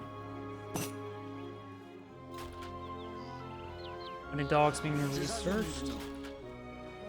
Gaskenas do have 22 torch damage, so you can sort good torch damage. He's now going for some of the levied spearmen being shipped on in, or being deployed on in right here. He's a little bit desperate to stop the Hussars. He does not want his colony disturbed, so he's spending some precious influence on these guys. Does find a villager. Levied spearmen, of course, maintain some good health generation. Or not degeneration there.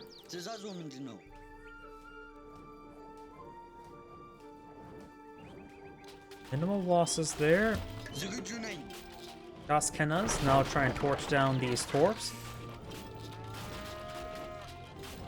And there's a Halka Peltlets pushing them forward. They have 20 damage, 1 AoE, 10 range. So these guys will outrange them. They have 13 range to get a little bit more damage as they start losing health.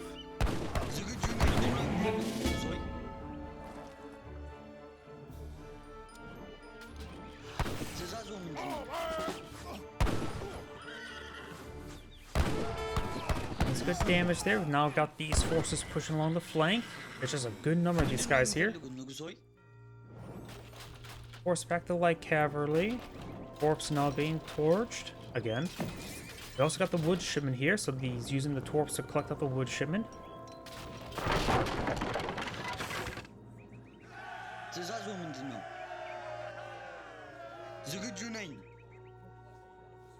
Oh yeah, it's not fire faster when they're getting wounded. It's fire fast when they get closer. Sorry, wrong unit. Now it's going to take out the outpost. Got a sizable army here. Of course, these guys do have one AoE, which does offer a bit of anti-infantry, but do also less damage for the infantry. So this infantry composition is going to be very effective. You can't really go into melee since these guys are heavy infantry. You also have 17 damage as a base hand attack, which is very high for a heavy infantry unit. They do have a little bit less health than the musketeer.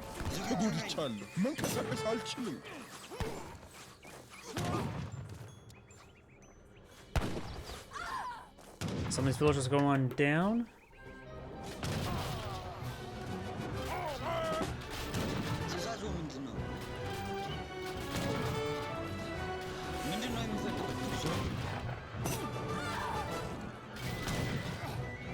Oh, I didn't realize there's some Shotel warriors hitting the village on the bottom side. I was not paying attention to that. I was more focused on these Gaskenas. Now red is full inside town center. Got a pair of leather cannon here, but they're getting immediately overrun by these Shotel warriors, which is going to be instant death for them. They need to retarget towards that last one. Town center does go down, and red does cast in GG. A nice early 3-0 lead for the for Link. So he's making up quite a commanding lead this game, or this series. Moment as I open up the 4th replay.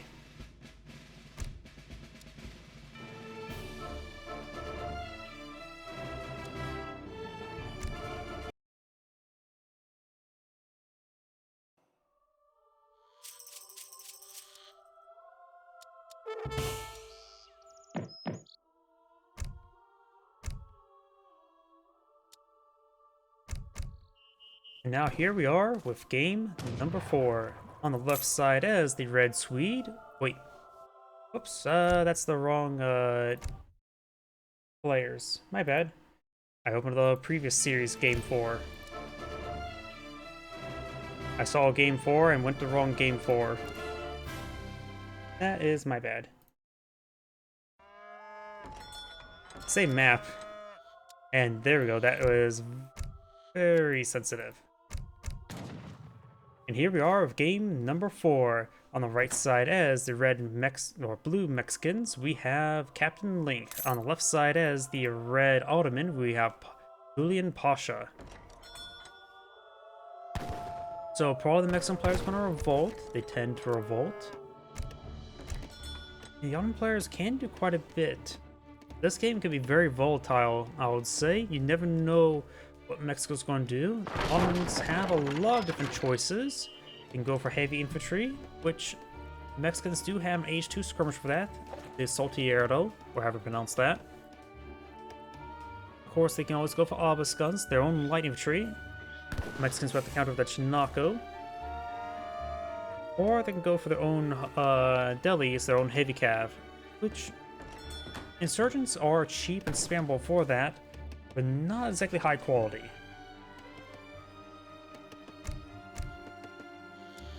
Guess I'll wait and see. For the natives of the map, we do have the House of Vaza, which can give you access to Royal Arquebus, as was a Winged Hussar. And for the other native, which just House of Vaza, only one set of natives on this map. 4 trading posts.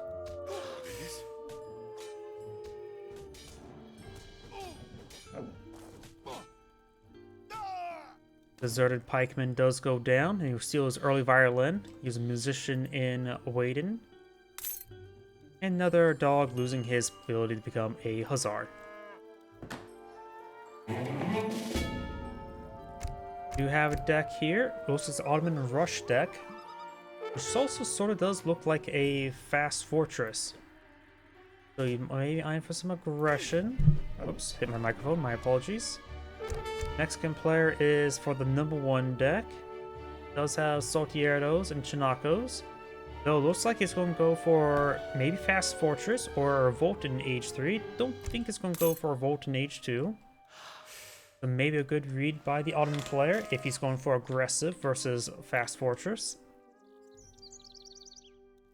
Settler and Hacienda Wagon now being put on the field.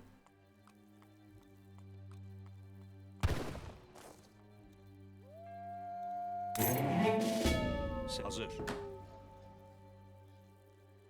The Quartermaster now being researched over here. What state is he eyeing?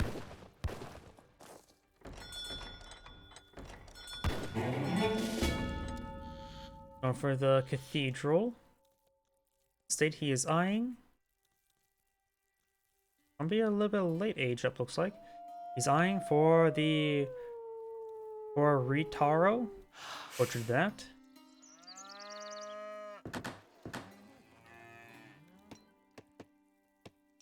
Oh, oh, there must be 2 moose deposits here.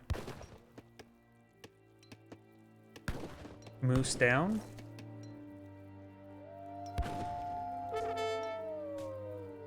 Maybe that moose deposit is extra large. I'll just say this looks like 3 moose deposits here. Quite a bit of moose. Cathedral Wagon now deployed on the field. Millet system researched. And he finds some hare meat.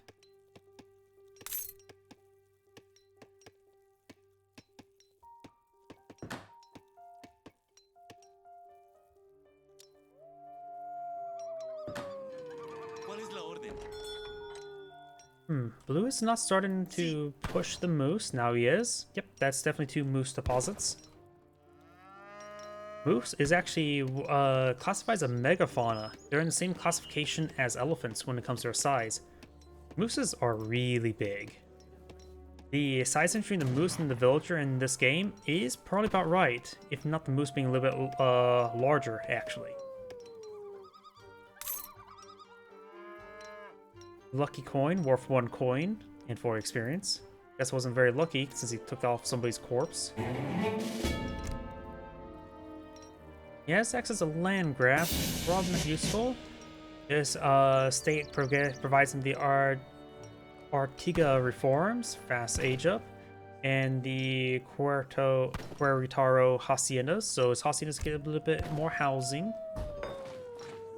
So pulling out this card will effectively give him 200 wood at the moment, which is not that great, though it does provide 1 hacienda. So for 40 population food haciendas, not really good tempo, honestly.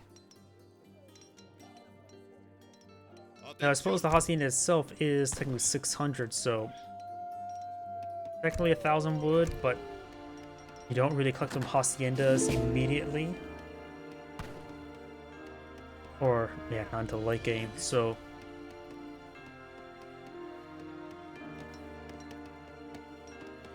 looks like a bit of gold there, a coin. He may be eyeing for... Nope, here, got some Janissaries, eyeing for a bit of aggression. Over here, we do have a single barracks. He's going for some Saltieros. Doesn't have any of those queued on up. He's trying to age up. And he's just short on coin.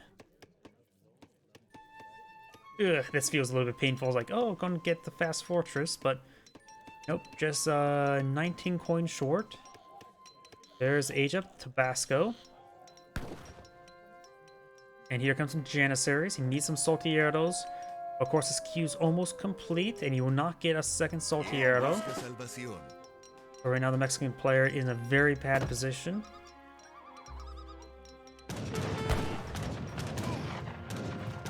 Yep. Usually, I always forget Moose Ball is just Moose. So if I want to be stupid, I just call them Meese. Because, like, geese. The English language is weird. The general is taking severe damage. The Padre's already gone down. 1 Saltiero. Another Saltiero being pulled on the 2 with a shipment of 5. So he's going to have a decent number of them. Hunting dogs complete. Got the Gala Tower District.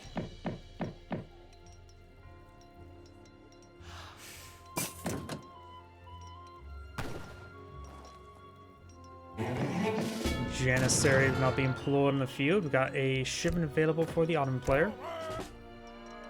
Now we've got a round of delis, but it is just the... Okay, no, he cancels that. Go for a round of the age... round of villagers. No, delis will be the counter of those salty arrows. Got some surgeons to be employed in field. He believes he is weak to some heavy cav, so he's getting some surgeons. Deli now on the build queue.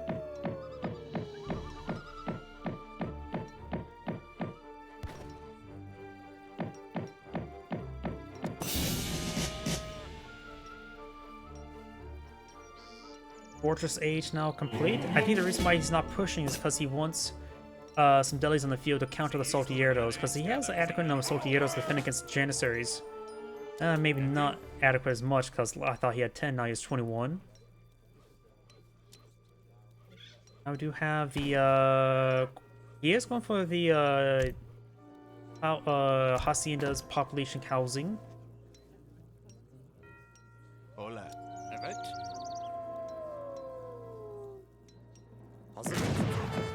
Gets a good volley there.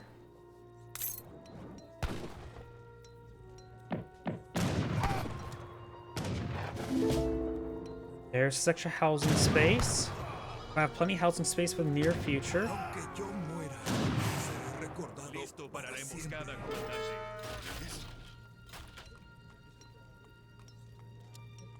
More insurgents on the build queue.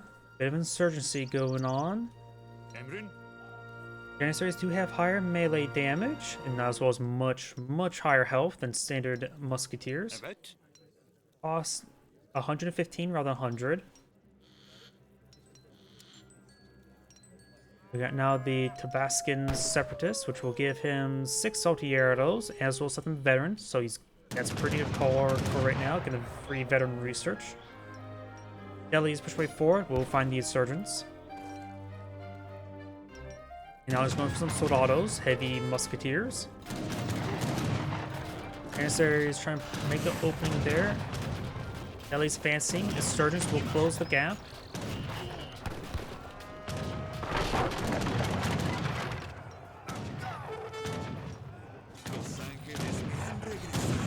Starting to get a bit of damage there. One deli almost goes down. Some delis are starting to go down. Chancellor is firing away, but now he's fighting against veteran salty arrows, as well as some militia. Delis will find the militiamen, and the surgeons are in a circle formation.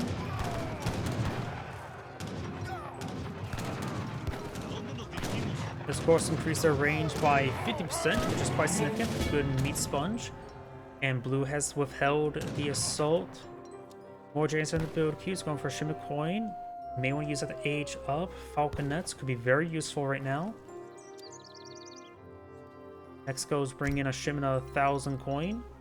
I wonder if we'll see an actual age 4 research rather than revolting. A very rare thing to see from Mexico.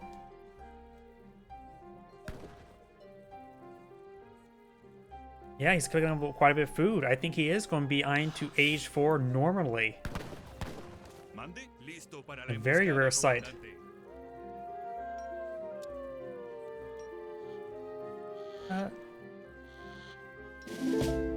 Maybe, maybe not. He's bringing the shipment of coin. That'll get enough coin to age up. He also has a large number of villagers on coin.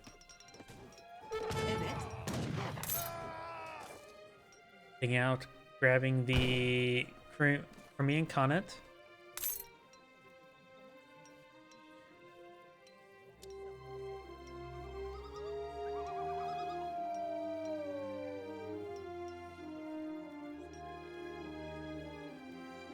Right now, it seems like Mexico is taking quite a commanding lead. Hola. Delis may find opportunity to raid some villagers. This can help get the Ottoman back into play. He does have more villagers than opponent. Hola. Even sniping a couple villagers does go a long way. He does leave behind one of the delis.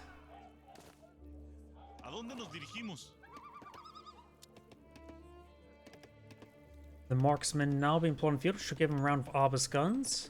Get how many? I think it's 4 or 6. Nice supplementary force. He does have access to an Age 2 Falconets as well as some Obelisk guns. Egyptian Mamluks, maybe not super great. Be too expensive at the moment. And now we got Age 4, the... You know, I don't think I've ever really seen people go for this card all too often, or this estate. Zacatlecas? Butchered that.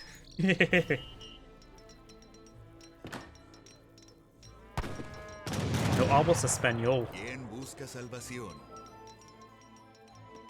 Deli's there. Some Janissaries here.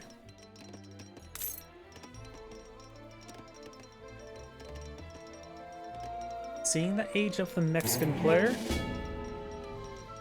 the Autumn player will have to wait, just continue in Age 3, or I'd be aggressive, or try to go to Age 4.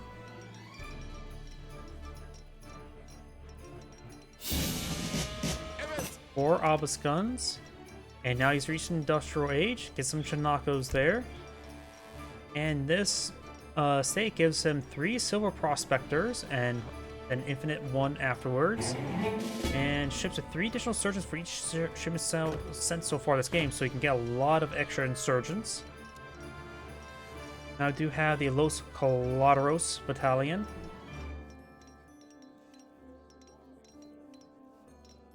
Nine Soldados, 1 Falconet.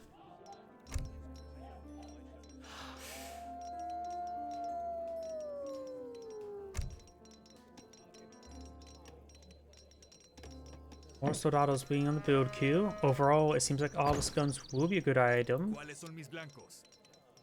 Doing the Shipment Falconet's another good item. Hazır. Hazır. And looks like he's at Pop Cap. Unable to get any more villagers out. Another local doggo will go down. He will too not be able to wear that wing into combat. Evet. Now we've got to age up here, the Engineer, which will give him what, 1 or 2 Falconets. That could be very useful. He's also going for the Veteran Janissary Research. Does also need to get another house in the field. Emrin. Oh, what's his 2 Falconets? The 2 Falconets are still way back there. He's not tasked them forward. He does an outpost as well as 2 barracks here. Losing that will cause some issues, but we'll buy Red some time.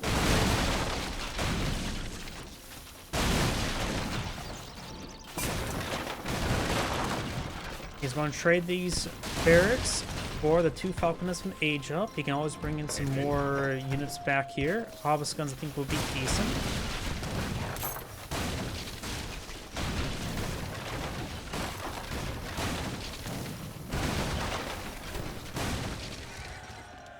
That did not buy him a lot of time.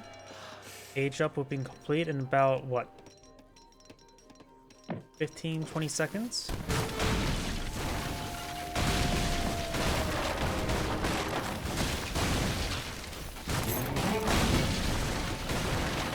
Market goes down. He does need the house, so losing the house is actually important. Villager here will go down. This Age Up now has 4 Falconets, all pretty much within range. Gets a great ball there on the Saltieros.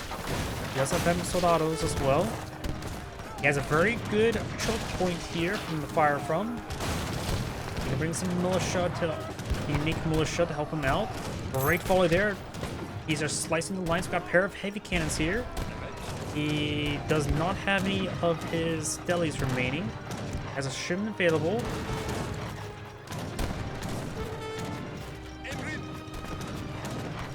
Building some housing back here. His towns are taking a bit of a beating. The heavy cannons is causing issues. Down to 3 Falconets. Going for the Sipahi. Some soldados here to protect him, but the Sipahi needs to go in and take out the heavy cannon.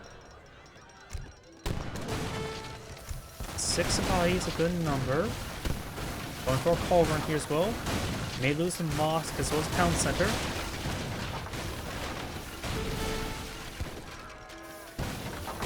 He does not have the Palace of Intrigue. Does the artillery foundry will go down before the culvern goes to be built?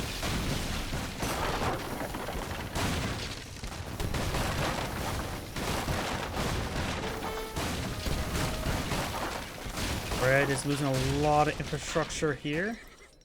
More soldados being put on the field. He still has a good number of falconets.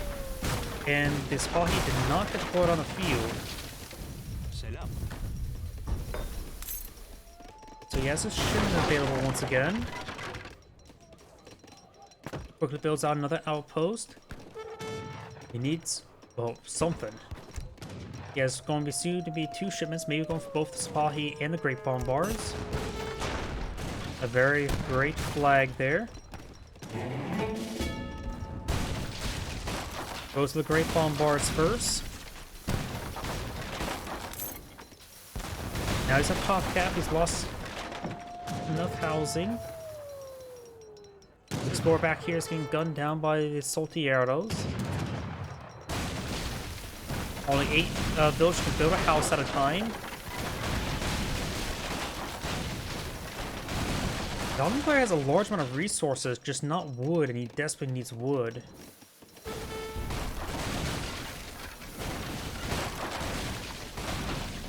At this point in time, he can pull off all the villagers collecting up coin and just go straight for wood. He needs housing, he needs barracks. Some of the plows use those resources. Those units get wiped on out. Good pick there. He has a good number of insurgents on the field, as well as soldados. A lot of heavy infantry, so obelisk guns will be ideal. And not bad either. Maybe a market to buy stuff.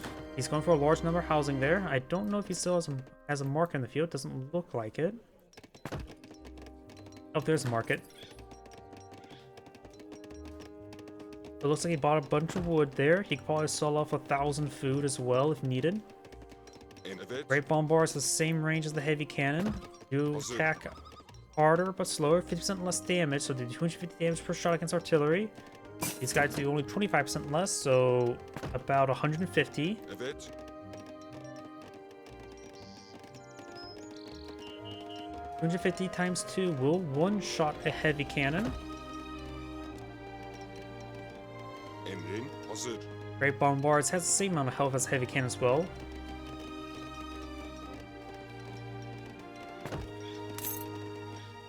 Remember as well, this is match point. The Ottoman player can't back out of the game or else you lose the entire series. So might as well be stubborn. If you're going to be stubborn on winning or losing game, this is going to be the game. And now the insurgents fortune down the trading post.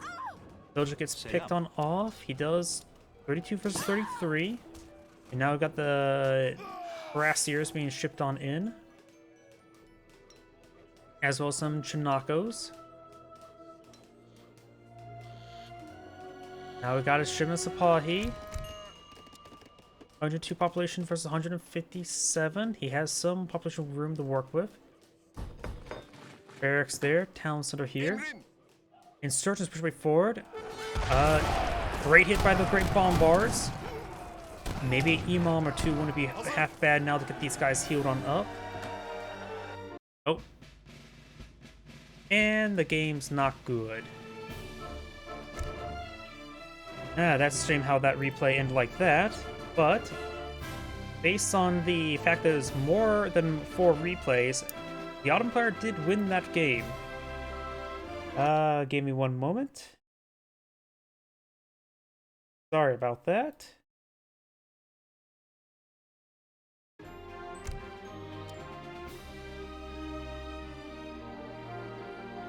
The Lilian Pasha did. Because there is, in fact, a game number 5 that comes after game number 4. Because that was match point. It's still technically match point. Oops. And let's get this here. Yep, I have a good feeling that the scroll speed is based on whoever uploads the replay, or whoever's player 1. One of the two. On to game number 5. On the bottom right side as the blue Japanese, we have Jimmy, or Captain Link. Spawn on the top left side as the red French, we have Lilian Pasha. I have been informed on the last series Japan tends to lose out versus the French, but I guess we'll wait and see if this is the same. On this map, we got some very important natives. The cow. Cows can be quite delicious. We also have the House of Vaza to give you access to the Royal Arquebus and Winged Hussar, and to the House of Yagalon for the Lipgar Tatars and the Shock Riders.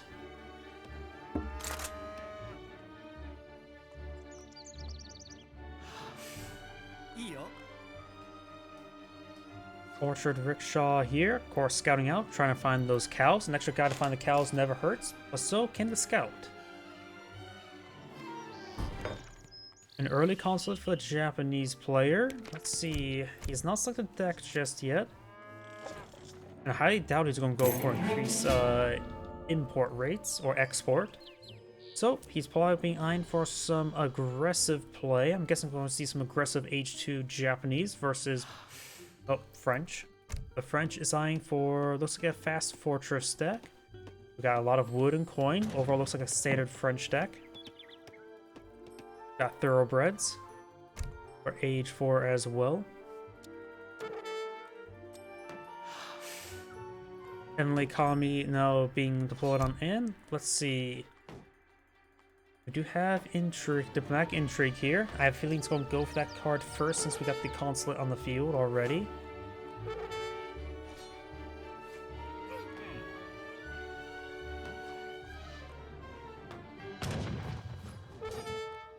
Oh, and to answer your question, I'm probably not going to cast any more after this. I mentioned beforehand I was a little bit sick yesterday, and my throat is starting to fail.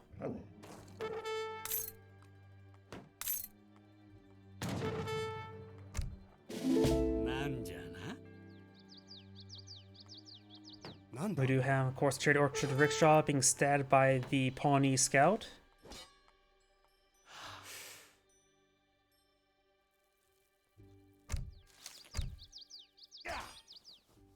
Cherry Orchard Rickshaw has been pulled in the field. Scout is being stabbed. Does do 75% less damage versus villagers, but does do 100% damage versus the explorers. Which is still not much, because that's still 5. Scout down, not big surprise. Red's Explorer will take a bit of fire there. He will steal this trinket at 45 experience.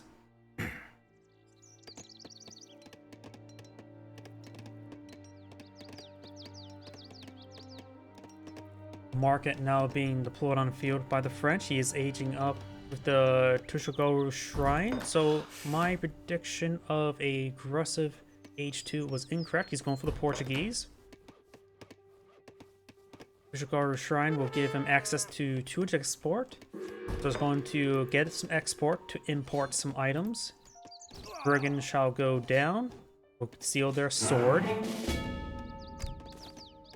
Another shipment available. We here for the French. Aging up, going for the Quartermaster.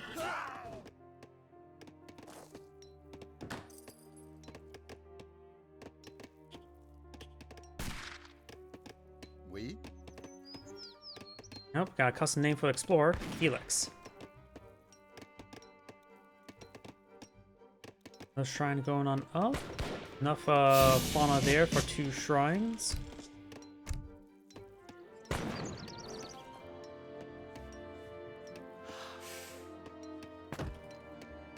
Shrine almost complete. This does act as a ×2 shrine. There's plenty of fauna here. See, actually, deer deposit and ibex deposit. So you could deploy out more shrines in this region. And currently right now the shrines are collecting up wood and bringing a shipment of wood. Maybe time for some Yumi Archer play. Guess we'll wait and see. Maybe it's designed for some shrines just to get more eco going. We'll take their railway materials for 80 wood. Of course, you can't deploy railways on this map. You got trading ships.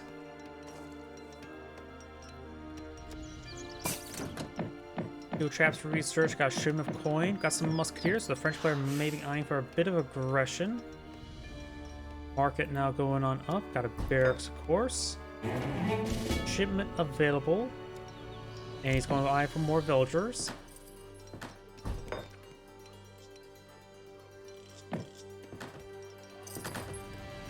More shrines going on up here. Musketeer is going to try to torch down these shrines, do some economic damage.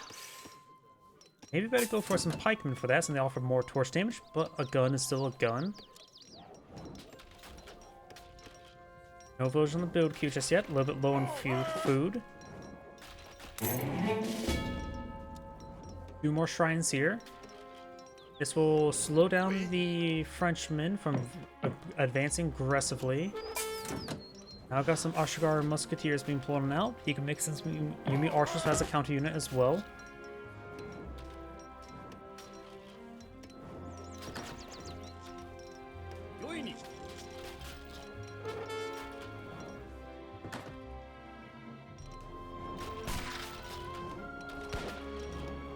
Yumi archers being pulled out. More villagers.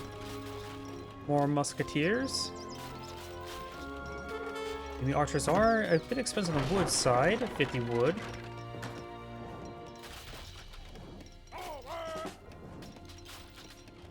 And right now he's actually getting about 300 wood per minute without any villagers on to pick up wood, so that's not actually half bad. That's enough for enough archers, a group of 5 archers every minute.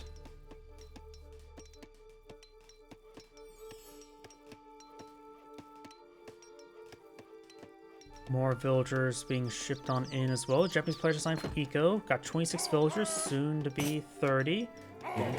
Looks like they did pause. We got a very fine coat, more musketeers, and gang saw. Got 2 build queues for the French. Yumi archers do have a times 50% multiplier against heavy infantry. Not full skirmish damage, but definitely greater than crossbowmen. Speaking about crossbowmen, now got some crossbowmen being pulled in the field. They will still stay naturally behind the musketeers. They have 16 range as opposed to 12. Got right now 8, 10, 11 crossbowmen, so 19 on the way. Make that even more now.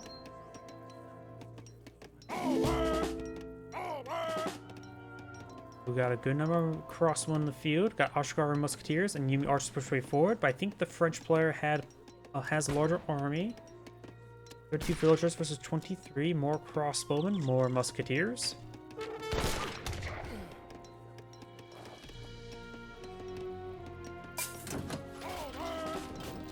He sees all the crossbowmen there. He's just pushing forward with a counter unit. Yumi archers, of course, better than them in almost every single aspect, barring cost.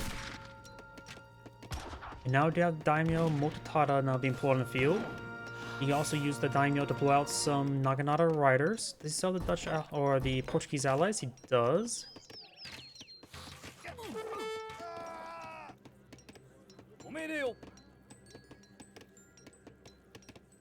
More musketeers being deployed on out.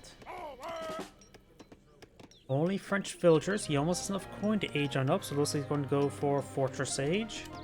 Japanese player is pretty far from Fortress Age. Does have over 500 exports, so can bring in a 400 export deployment. Red's going to be aggressive. Eye for a Fortress Age and go for our timing attack with his veteran upgrades. Crossbowman taking some damage there from the Yumi archers.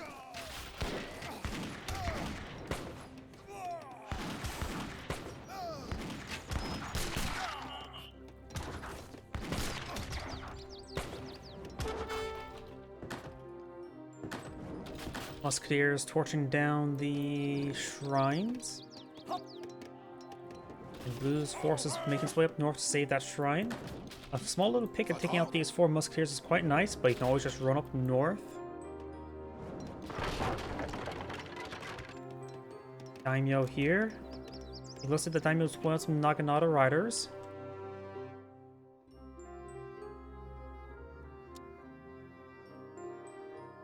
The Exile Prince now being aged up. More Naginata riders. little free pick here for blue. Orange player actually has a smaller population in the field. Granted, he has a lot less villagers. Prêt. 30 units here. He does kill off those forces there. We'll claim the windmill, give him effectively 1 extra villager income. Right now, the Japanese player does have 32 units, so they have a similar number of units, but definitely blues is higher quality. Actually, no, there's also around Ashgar musketeers here. We do now have the Ashgaru musketeer attack being shipped on in, as well as more musketeers and Naginata riders. Does get some veteran musketeers. Does not have veteran crossbowmen just yet. He may be not eyeing for veteran crossbowmen. Does get some unvetted militia as well. Pair of falconets shipped on in. That can be very useful. Naginata riders will need to hit that as much as hitting the crossbowmen, if not more so. Falconet up here as well. Ashgar musketeers trying to take it out. Put some holes in these forces.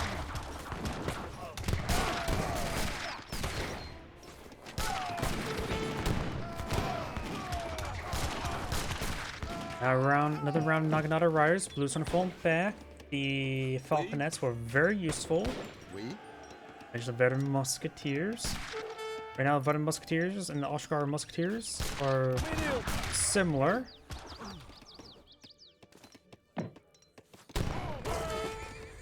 More musketeers shipped on in. Cherry Orchard rickshaws. His current cherry orchard has been completely consumed.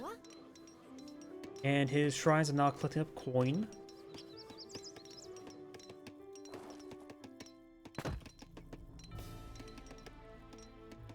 Japanese players having trouble with food income. You can always also pull out some fishing boats as well. Plenty of fish out at sea, or in the creek.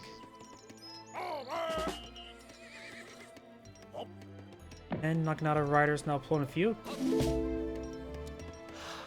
Now got some cuirassiers, or however you pronounce them.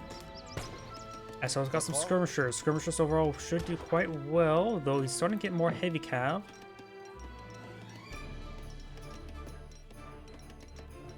Now I got Shima cuirassiers as well. Ashgar musketeers did a nice hit there.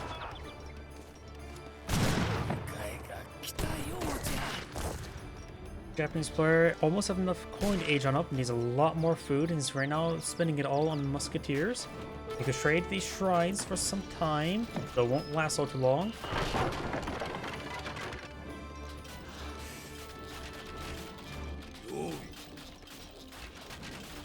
×5 musketeer there. He does have 800 export, as well as the consulate from Portuguese. It may be necessary to deploy in some of the consulate units. I think that's what Portuguese get the crossbowmen, the Order of Baristos, or is it or Caçadores? Either way, light infantry.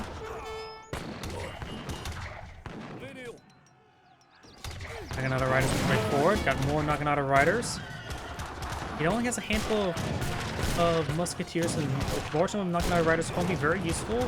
He's trying to take out the falconet. Cuirassier does go down there. He does not take out the falconet at the moment. Very wounded. These guys trying to push way forward. Does not take out the falconet. Now musketeers trying to push forward to gun it down. One volley was not enough. Does finish off there. Not a clean fight for blue. Far from it. More Naginata riders. Daimyo's has taken severe amount of damage, gains some health regen now. He takes out these handful of musketeers. The Naginata riders can finish off the crossbowmen. But now got a massive round of the cuirassiers, and now got a round of the Order of Baristos, Portuguese crossbowmen, which are not too particularly great in my opinion.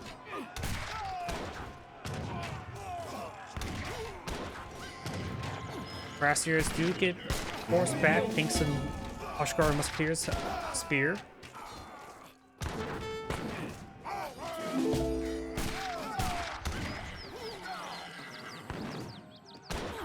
Three cuirassiers still remain. Naginata is going back. There's some of these crossbowmen.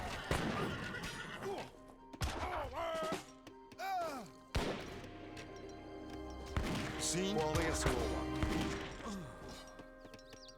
Send a crossbowman for what, 400 import or export? Sim.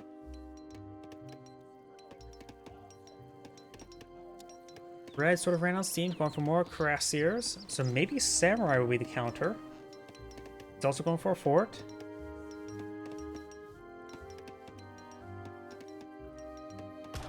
He is going for a fort.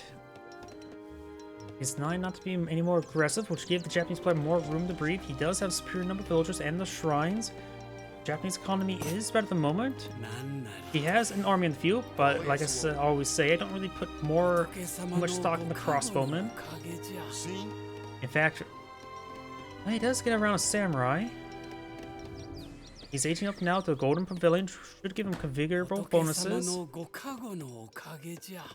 as well as one-time shipment of 6 Yumi archers.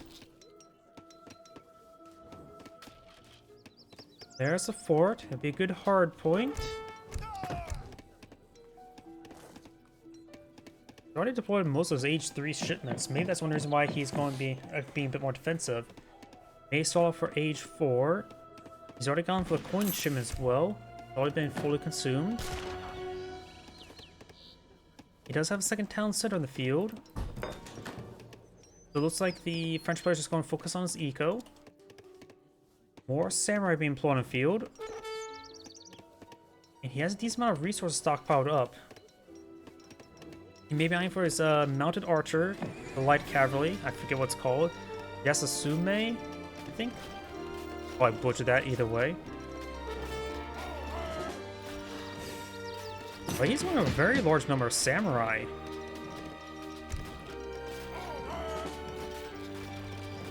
Mass intervention. Don't see anything here that would really improve the samurai. I know there's some really good cards for that. Though he does also have a handful of skirmishers on the field to take out the samurai.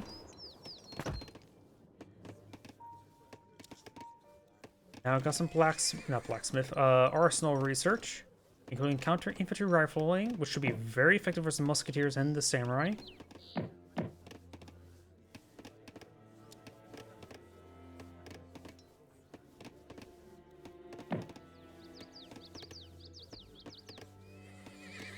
Ashikaru, disciplined Ashikaru is on the way. More Naginata riders, imperial bureaucracy.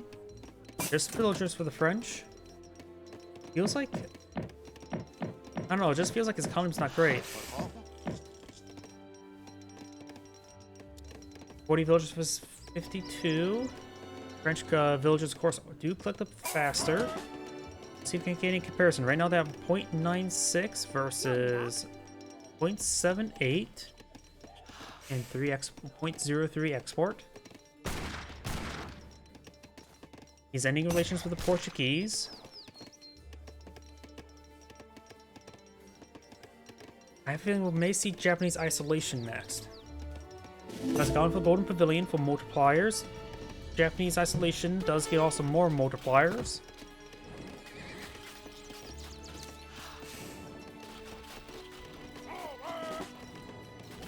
Musketeers straight forward, gets a good volume to explore, and on one of the cuirassier. The skirmishers do get found by the Naginata riders, who are undisciplined. Skirmishers falling back. He does, of course, have the fort here for a good hard point, but samurai have good torch damage.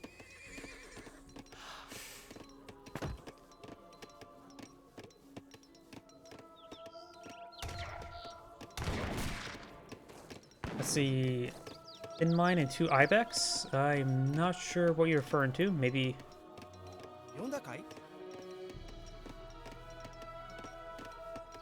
got a round of walls there. Age 4 now being aged on up. He's going for the shogunate. So I was wrong about him being aggressive. He has not selected an ally just yet. He is going for the Naginata riders. Shogunate will, of course, give him a unit. Red needs some help. And blue shall answer the call by torching him. Couple halberdiers up here, torching down some of these shrines. They do offer good torch damage, so 36, so maybe better just go for pikemen. They're cheaper.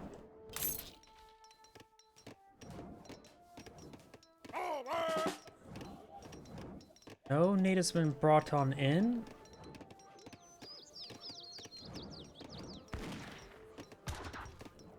Golden Liberty could be useful. Balance of Power is quite nice to have. Hand Cavalry Armor, that could be useful. By the way, Red does some basic walls here. And yeah, somebody mentioned the mine's depleted, and looks like Red has no more mines on the map. He has to go up north to this gold deposit. Gold does last quite a bit of time. And it's also quite shiny, like most metals in the pure form. Bushido principle is now being employed in the field. The Japanese economy can easily support it with its current queues. I think the Japanese players are just going to max out and then charge forward. He's also bringing a shipment of flaming arrows ×4.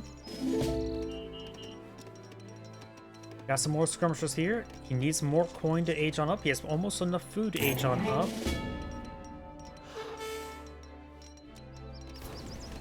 At this point in time, he may need to task these villagers to collect up some resources and just sell that to the market if he wants to age up. He needs coin, whether it be for skirmishes or for artillery.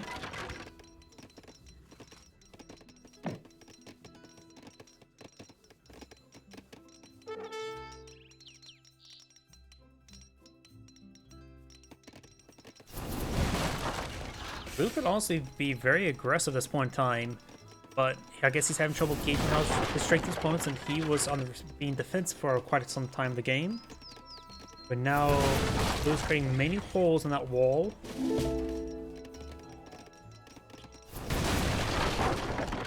You can buy yourself a bit of wood to get an age up going. Definitely stockpile resources in case of an age up. The fort will buy him some time. His path to town center as well.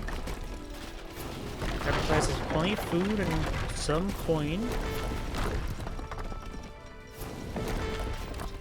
He's a little bit more coin. Does have enough coin. And there's Age Up, the Tycoon, which will give him a bit of a coin rebate. And seeing how he's going for town center here just to make sure this coin gets secured, which is a good idea. Ashgar Musketeers have 14 melee damage. These Halberdiers have 28.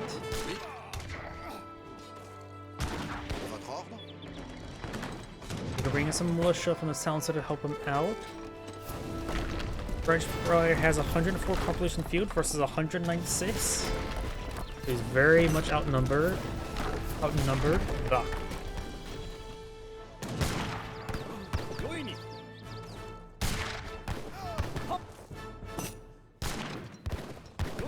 Militia looks like will defend himself.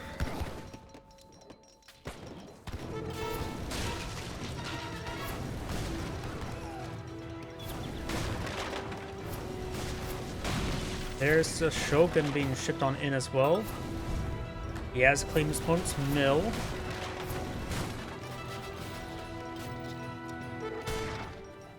He has some resources stockpiled on up, perfect for a papal shipment to those Italians.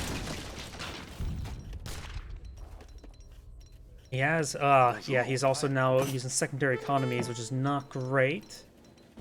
But not only does he has less villagers in the field, he has less productive villagers now.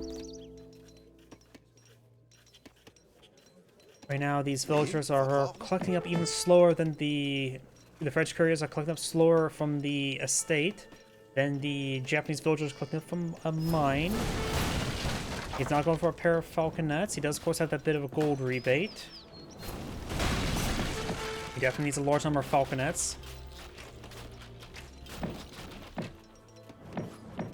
We also got the Honored Flaming Arrow.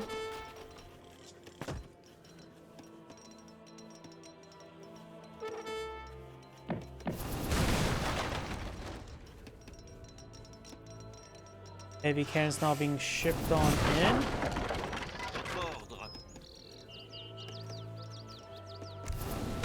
Probably the best shipment you can go for. A factory does not provide enough value, immediate value. After taking some fire, villagers trying to migrate. More Crassiers. And French player is now at pop cap, so he does need to. He can no longer put any more units. He needs to just get all of his villagers on wood and get more housing. Got a decent number of falconets on the field, and these crossbowmen won't last all too long. The honor musketeers will last a little bit longer, but got some heavy cannon in the field. Got an excellent number of disciplined Naginata riders. They're not honored just yet. Do now have the field gun researchers trying to upgrade his falconets. Might as well get the upgrade for him since he can't deploy out any more units. He's at pop cap. Tempo reforms.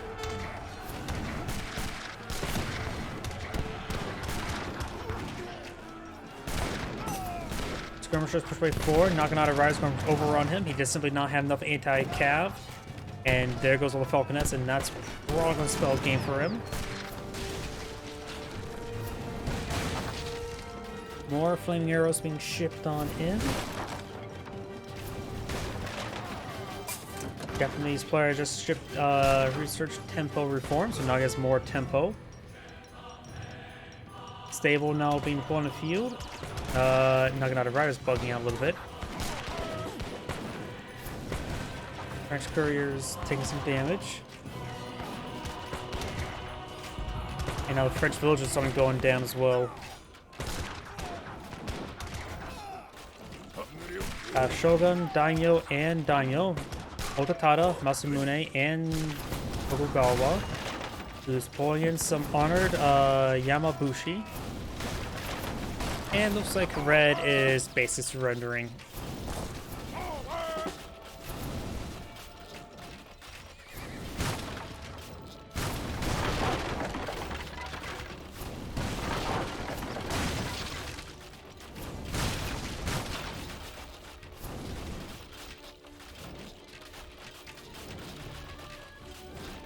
Pulling shipment down the way. Or rollment. And red is back in the game, thus giving Captain Link the victory of the series. Well, that is the last replay of the series, and that's the last replay I'm able to do today. I'm a little bit sick at the moment, so everyone, thank you for watching.